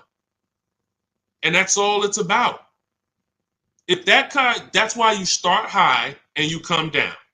If you know your price on your car is $600 a month, you start at $800. This is what the worst people do. You know that the full price for your car is $600 a month. When Mr. Jones sit down, hey, Mr. Jones, all right, we got a great proposal for you. Great news. We're going to make you a great deal today. Your payment's $790 with $2,000 down. What? That seems like a high for this car. The car is only this. That seems real high. And then I didn't even want to do any down payment. All right, so you didn't want to do a down payment. So, all right, look, if I could get the down payment out, your payment would go from $790 to now it's $840. No down payment, though. What's more important than you, the payment or the down payment? No, well, both. But what's more important? If you had to pick one, well, I really don't want to do any money down. All right, so right now we're at $840. Where can we agree? You know, I'll talk to my manager. Where can we agree that you'll be happy. Because I want to make you happy, Mr. Jones. Nah, I mean, I'm thinking of paying like, I really wanted to be at 500, Mr. Jones. I understand. Where'd you come up with that number? I just thought, like, I'm looking at the car, I'm thinking, 500 seems fair, but follow me, Mr. Jones. You're looking at this car, you know where the demand is, you know there's no cars around. This is all stuff that's not true. You don't know where the demand is because you haven't shopped. There's no cars around. You don't know that because you haven't shopped. But these guys we are absolutely trained to, if you want to use your powers for evil, it is very easy to get you. That's why we don't shop that way. I would never send you in to deal with people who negotiate every day for a living like this. Your power is being at home, having multiple dealers compete for your business, and that's how people like Tasha get these deals. Thousands off on a brand new car, only 1-year-old car. This is how. We got grandmothers who do this. Look, India, ridiculous deal on a Toyota. Look, Hyundai, $365 a month, no money down. 2024 Hyundai Elantra, limited, with the leather in it. She didn't get that going in negotiating. You can't. But from home, that's where the power is. That's why our entire system is called Cars from Home. I can sit here and walk you through why you can't win. I don't care who you are. So when I'm telling you, you have to change the way you shop. When people say there's no deals, they're right. To you, there's no deals. To someone who doesn't have shopping strategy, doesn't know how to put dealers against each other, there are no deals. But to people like us, we've been making deals. Let me show you, Bonita. Let me show you a pandemic deal. When people were out there thinking, no deals, Deshone, this is so bad. When is the market going to change? Look, Bonita, 2022, she leased her dream vehicle, a 2023 Kia Telluride. She put $600 down, drove off $600 a month. She gave them $600, drove off, no money down lease. People were leasing and buying these vehicles for $10,000 over sticker. I'm not on here to talk to you about hundreds of dollars. What do I care about hundreds of dollars? You think we're on here, you think we're getting together to gather you guys to talk about hundreds of dollars? That doesn't matter to me. Thousands is all we talk about. Every single thing we discuss here is $1,000 mistakes. You not leasing when you should be leasing. $5,000, $7,000 mistakes minimum. You not getting multiple offers on your car. Could be depending on the car, you look at somebody like Kimberly. Kimberly gets $20,000 off her Maserati. $20,000. Sean gets $20,000 off his F-150 Lightning. These are just some of the, look, even somebody like Tiffany, let's take a smaller discount. She gets a Mazda CX-90. She gets $6,500 off. What happens? There are people who got that same car. You won't. They're not going to say it. They'll never say it. They'll never come on here and say, "Hey, Deshone, I got that same car you just showed her get, and I only got $2,000 off." They won't say I overpaid by $4,500 because I didn't know this. But I'm telling you, I know this because I've been working with people around the country. So understand, we're not here to talk small numbers. When we're tapping in, we're asking you to tap in, lock in, so that you can actually keep thousands and thousands of dollars in your bank account instead of putting it in these cards or giving it to these dealers.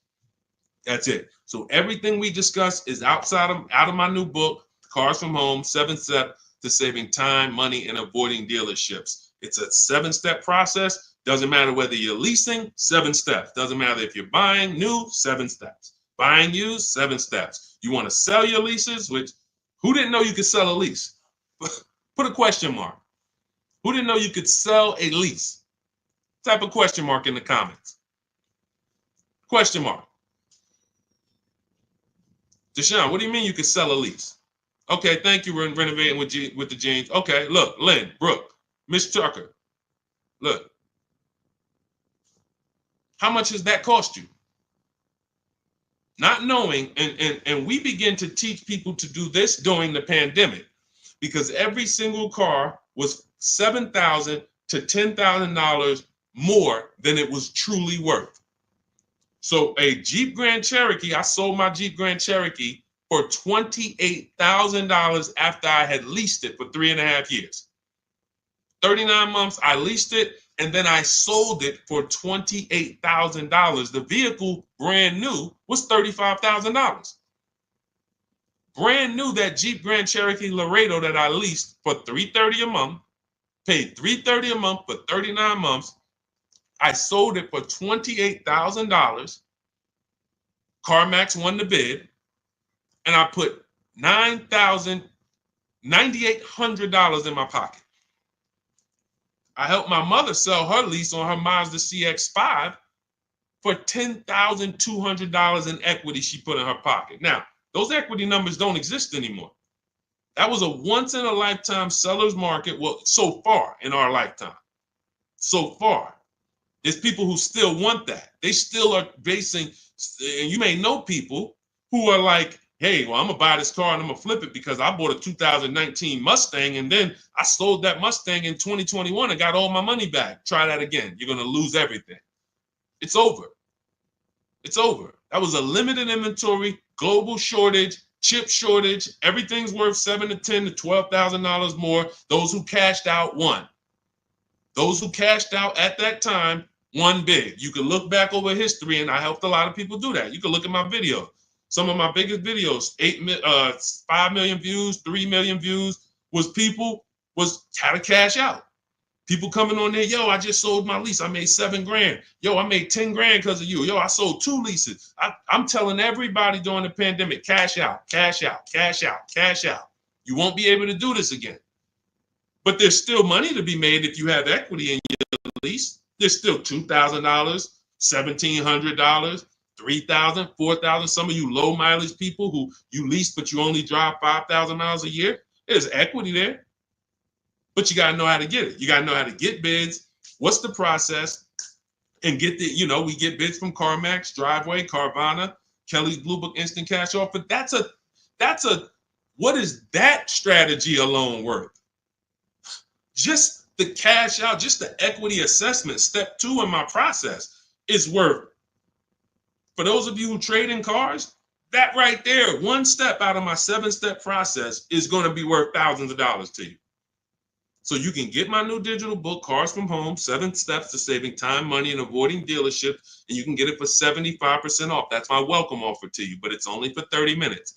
You go to my TikTok bio, my Instagram bio, the YouTube comments, or the Facebook comments, click that link and get your copy for 75% off. You won't even pay the $97 price. You'll pay $24, but you got to get there before the timer goes to 0, and then it goes back up to $97, which is worth every penny.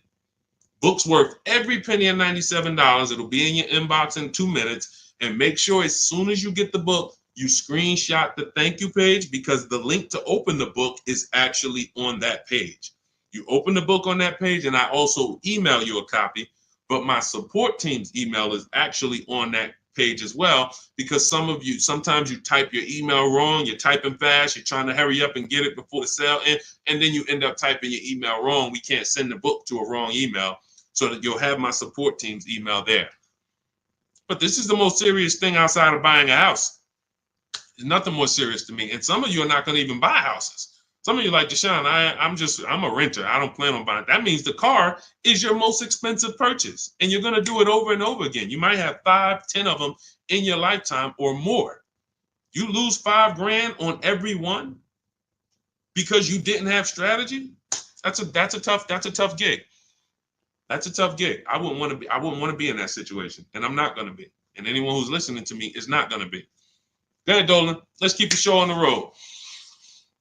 Do you need to know all the extras you want? Upgraded sound system items that are not in the base price? Absolutely. Whenever we buy a new car or we shop for a lease, we always build our car. We go on the site because we want to know everything's available, because we don't want to get a car and find out there was an option we wanted that we didn't get.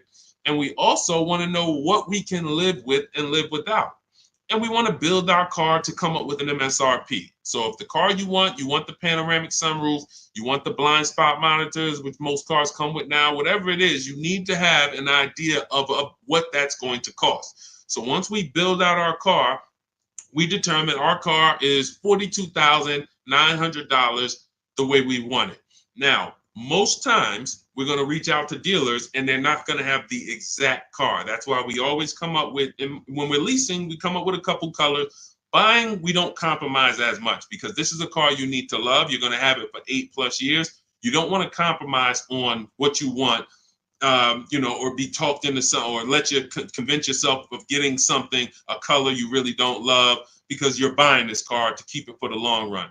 Now, on a lease rather, you can be much more flexible because in 2.5 years, you're getting ready to shop again.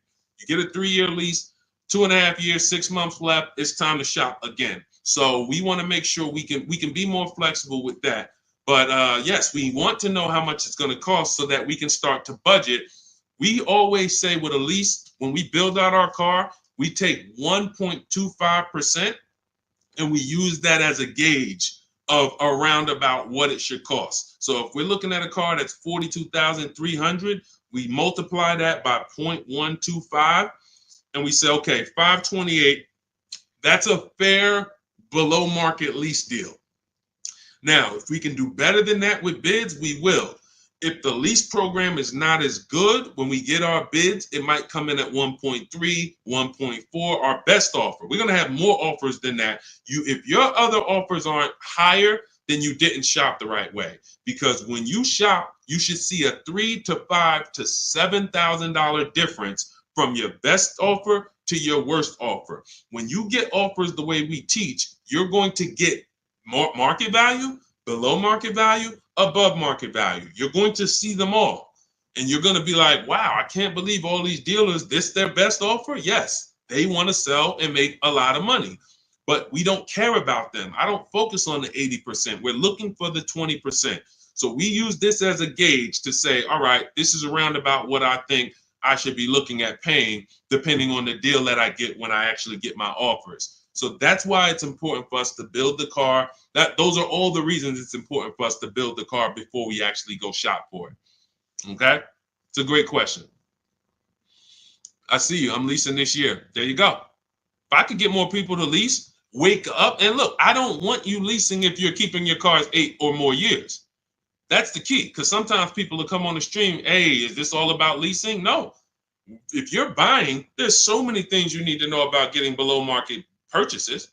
New cars, used cars, we haven't had those questions come in. People are not really asking questions about used cars and things of that nature, but I'm answering the questions that Dolan puts up that you guys are writing.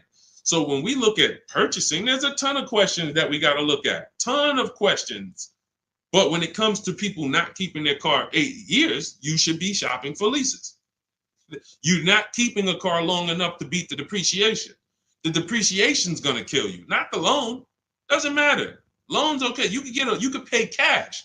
Doesn't matter. The depreciation's going to kill you. That's what you're doing. You're buying a depreciating asset, trying to keep it short term, flip it, and do it again. You can't win. The only way to win with a depreciating asset is long-term ownership, or never tie your money up in it in the first place, which is a below market lease. Go ahead, Dolan, throw that one back up.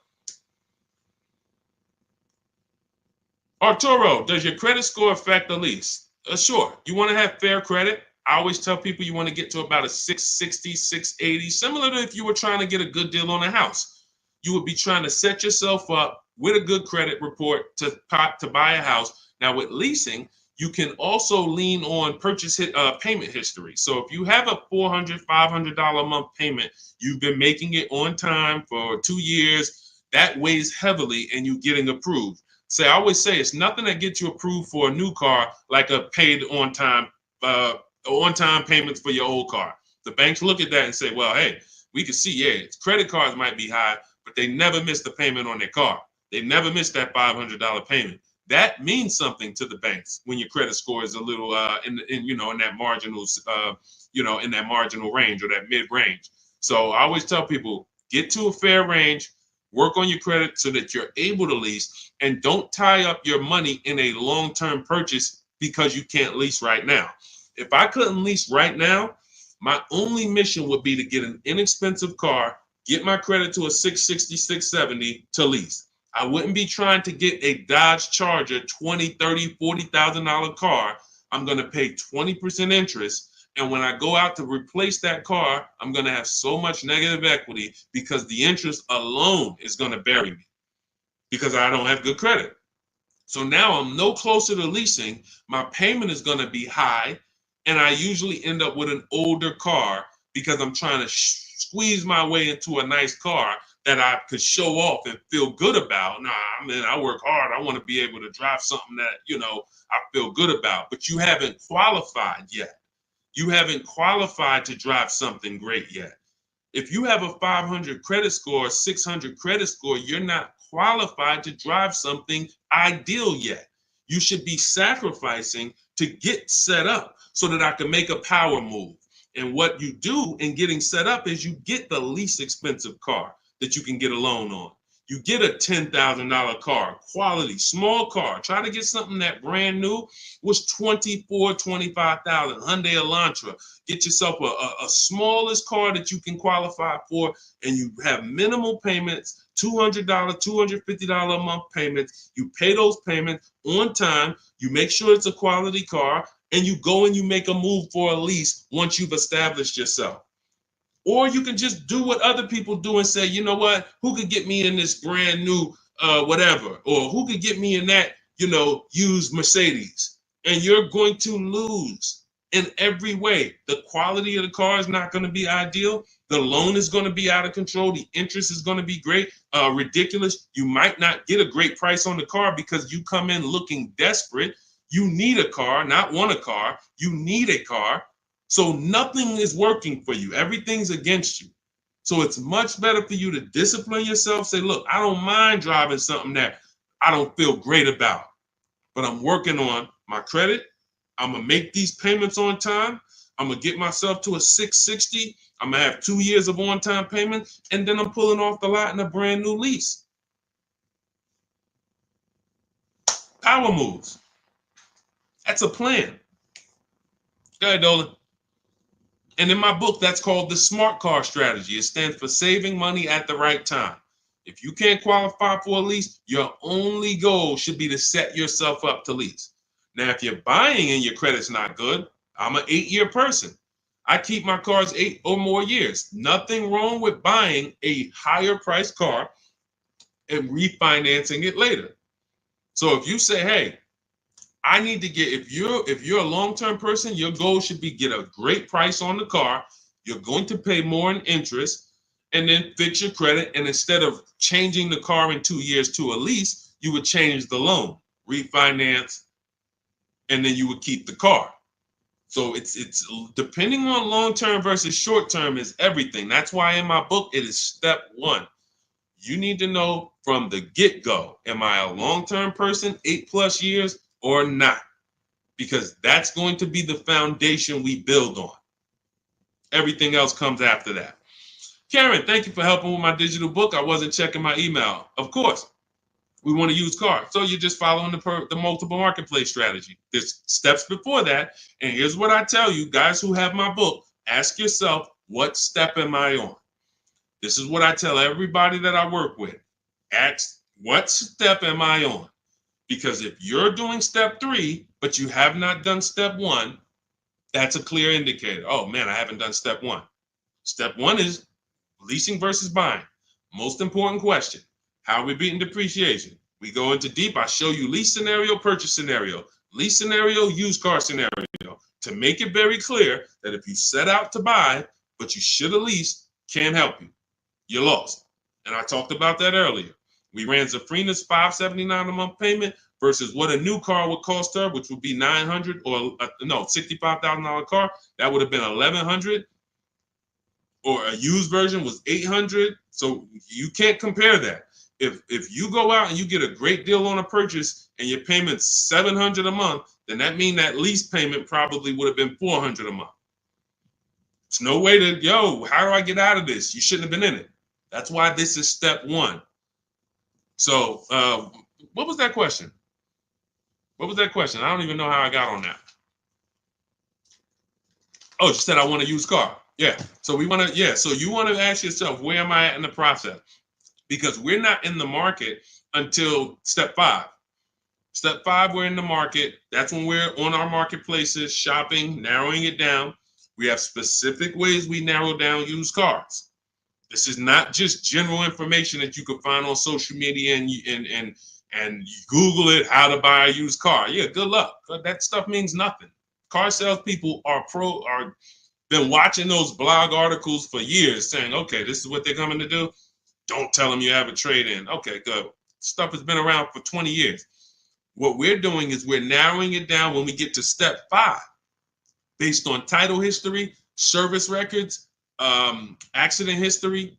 Then we're narrowing it down and we're coming up with our top 5 choices, top 3 to top 5. Then we're verifying who has bogus fees, who put one price online that they're not going to honor. So all of these, this is my top 5 list, but some of these might be fake prices. So we need to verify that. And then we're going to get the new car price to find out what the true discount was. How much was this vehicle brand new? When I bought my Infiniti truck, I narrowed it down to 4 choices. They were all white, between $30,000 and $32,000. Sounds similar. They're not. You looking at 4 white Infiniti trucks between $30,000 and $32,000. Similar miles, all 2020s. They were 3 years old at the time. Looking at all 3, whoa, these vehicles look similar. Once I got the brand new price, I found out one of them was $46,000 brand new. The other one was $48,000 brand new. The other one was $52,000 brand new. And the one I ended up getting was $54,000 brand new. Big difference. See, so what seemingly was close was nowhere near close. The furthest apart was 54 to 46. It's an $8,000 difference between the least expensive one and the most expensive one. But without the brand new price, you don't know that. You're choosing the wrong vehicle, thinking, oh, I got a good deal. No, the good deal was that other one that you didn't pick because you didn't have the brand new price. So that's step 5. But we got plenty of things we do before that to verify the DNA of the vehicle, check the data. And look, let me be clear. It takes me 90 minutes to buy cars. I'm not putting a system together that takes days. I'm not going to do it. It's not necessary. Choosing your vehicle, that might take you days. Going and looking at cars, test driving, that might take you days. Deciding what you want. We call that shopping. That's a step in my book. Shopping, not buying. That's deciding what you want. But once you know what you want, 90 minutes. Now, first time you use our system, it might take you 2-3 hours because you're just learning. You're overthinking. Haven't trusted our process yet. That's normal. But once you see, wait, this is simple steps. I'm going to websites, putting information here, looking at this. This is stuff a high school kid would do. If I could teach a high school kid to buy a car, it'd be easier than some adults because they don't have to unlearn much. Adults, it's like, hey, but I don't have to go into the dealer. You know, hey, Deshone, I went into the dealer and this is what they said. Deshone, my dealer called me and they said this. Well, when did I tell you to talk to the dealer? I thought you were coming to use our system because you didn't want to talk to the dealers. Yeah, you're right. See, that's overthinking. Now, that doesn't mean you're going to lose because we got a lot. That's how a lot of people come. You're trained to do things one way. You have to unlearn that. But once you see what we do, you're like, man, I can do this again next time. It'll take me 2 hours. I get any car I want in the country, Bentley, Rolls Royce, Corolla. It's going to take me 90 minutes because I'm using the internet. We're emailing. You know, I'm not getting in my car and driving to a dealer. So that's what we need to focus on. I know you have the book. Make sure you're asking yourself, where am I in the process? Start with step 1, just check them off. Step 7 is delivery. So when you check off delivery, you're done. You got your car. All right. Everything that I'm teaching is in my new book. It's called Cars from Home. It's a digital book. It's called Cars from Home, 7 Steps to Saving Time, Money, and Avoiding Dealerships. You can get your copy for 75% off. It's part of my welcome offer. It's normally $97. But if you get to my TikTok bio, my Instagram bio, the Facebook comments, or the YouTube comments before the 30-minute timer hits 0, you got your copy for 75% off, which is $24. And it'll be in your inbox in 2 minutes. So once the timer hits 0, price does go back up to $97. And it's still worth every penny at $97. Go ahead, Dolan.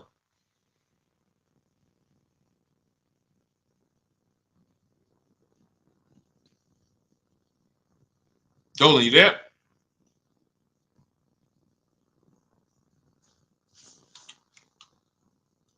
All right. Is it worth buying a BMW or Mercedes brand new or pre-owned certified?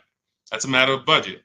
As long as you're going to keep the car 8 years, the only difference between a new or used purchase is budget. And if you can afford both, now it's about your values. Do you want a new car because you only buy a new car every 10 years and you're like, man, I'm going to treat myself, I could afford it? Or do you want a pre-owned car because you're like, hey, I want to treat myself, but I could also take a 2 or 3 year old one and I'll be just fine with that. Now, what I always say, if you're going to buy something close to new, 1 or 2 years old, you need to shop the new. You need to shop the new market first, because you might overspend for a 1 or 2 year old vehicle because you don't know what the new market is for a brand new one. So, example, Kimberly saves $20,000 off her Maserati. Sean saves $20,000 off his F-150. Milligan saves $27,000 off her Mercedes-Benz. So when you look at these vehicles, and I show these deals, if you're on YouTube, if you're on YouTube, that's Melissa. If you're on YouTube or Facebook or Instagram, you can see these. You zoom in here, you can see she saved $27,000 off her Mercedes. And some of these vehicles, even with these leases, you'll see people have saved 10 grand, 7 grand. Now, let's take the more dramatic discounts over 10 grand. If you can save over 10 grand on a brand new vehicle, then that means when you go buy a 1 year old one, what should you be saving? If I know that the new market is 10 grand off, then for a 1 year old one, I'm looking for about 18 grand off. I'm not looking for 15 grand off. 5 more thousand, I get a brand new one. So I need to know what the new market is to know what the used market should be. Now, this is once you get to 3 years old, you don't need to do this, because 3-year-old vehicles, there's a lot of options, because there's only 2 ways dealers get most cars. They're going to buy them off their customers, or buy them from auction, or they're going to buy them after the lease. So 3 ways. Buy them after the lease. Most leases are 3 years. They're going to buy them from their customers. Most people don't trade their cars in 2 years. Or they're going to buy them from auction. And most people are not getting rid of their cars in 1 or 2 years. So you don't have a lot of options to choose from. You have limited competition. And when you have limited competition, you have a high chance of overpaying. But if I shop the brand new market and I see, wait a minute, on this car, brand new, I could get $20,000 off. Now, some of you might say, wow, if I could afford, I'll just get a brand new one. If that's the market, because I didn't know that the discount was going to be that big. But once you see this, okay, I know I can't pay more than on a used one. See, somebody who would buy a 1 year old F-150 Lightning, truck's normally 70,000, 73,000. So they might look at a 1 year old one for 55 and be like, wow, that looks good. Thank you, Renovating with the Gene. They might look at it and be like, okay, wait, this is a 1 year old vehicle and you asking 55,000 for it? That sounds good. Because it's brand new. How much is it brand new? Well, 73 brand new. Whoa, that's a big discount, man. All right, yeah, I ain't gonna even argue with you. Let me get that. Not realizing that the brand new market on that vehicle, the person saved $21,000. So 73, 63, 53. So literally the brand new market on that vehicle was lower than what you just paid for a 1 year old vehicle. And what's going to happen when you go to resell that vehicle later? You're going to lose because you overpaid by thousands of dollars. So this is so important to understand. People overpay for used cars all the time for a variety of reasons. They don't know what it was originally. What was the original new car price to even know they're getting a good deal on a used one? They don't know what the actual new car, again, this is for the 1 and 2 year people. You got options because somebody asked, hey, should I buy brand new or should I buy pre-owned? That means you probably have the money to afford both. So you might go out and buy a 1 or 2 year old pre-owned.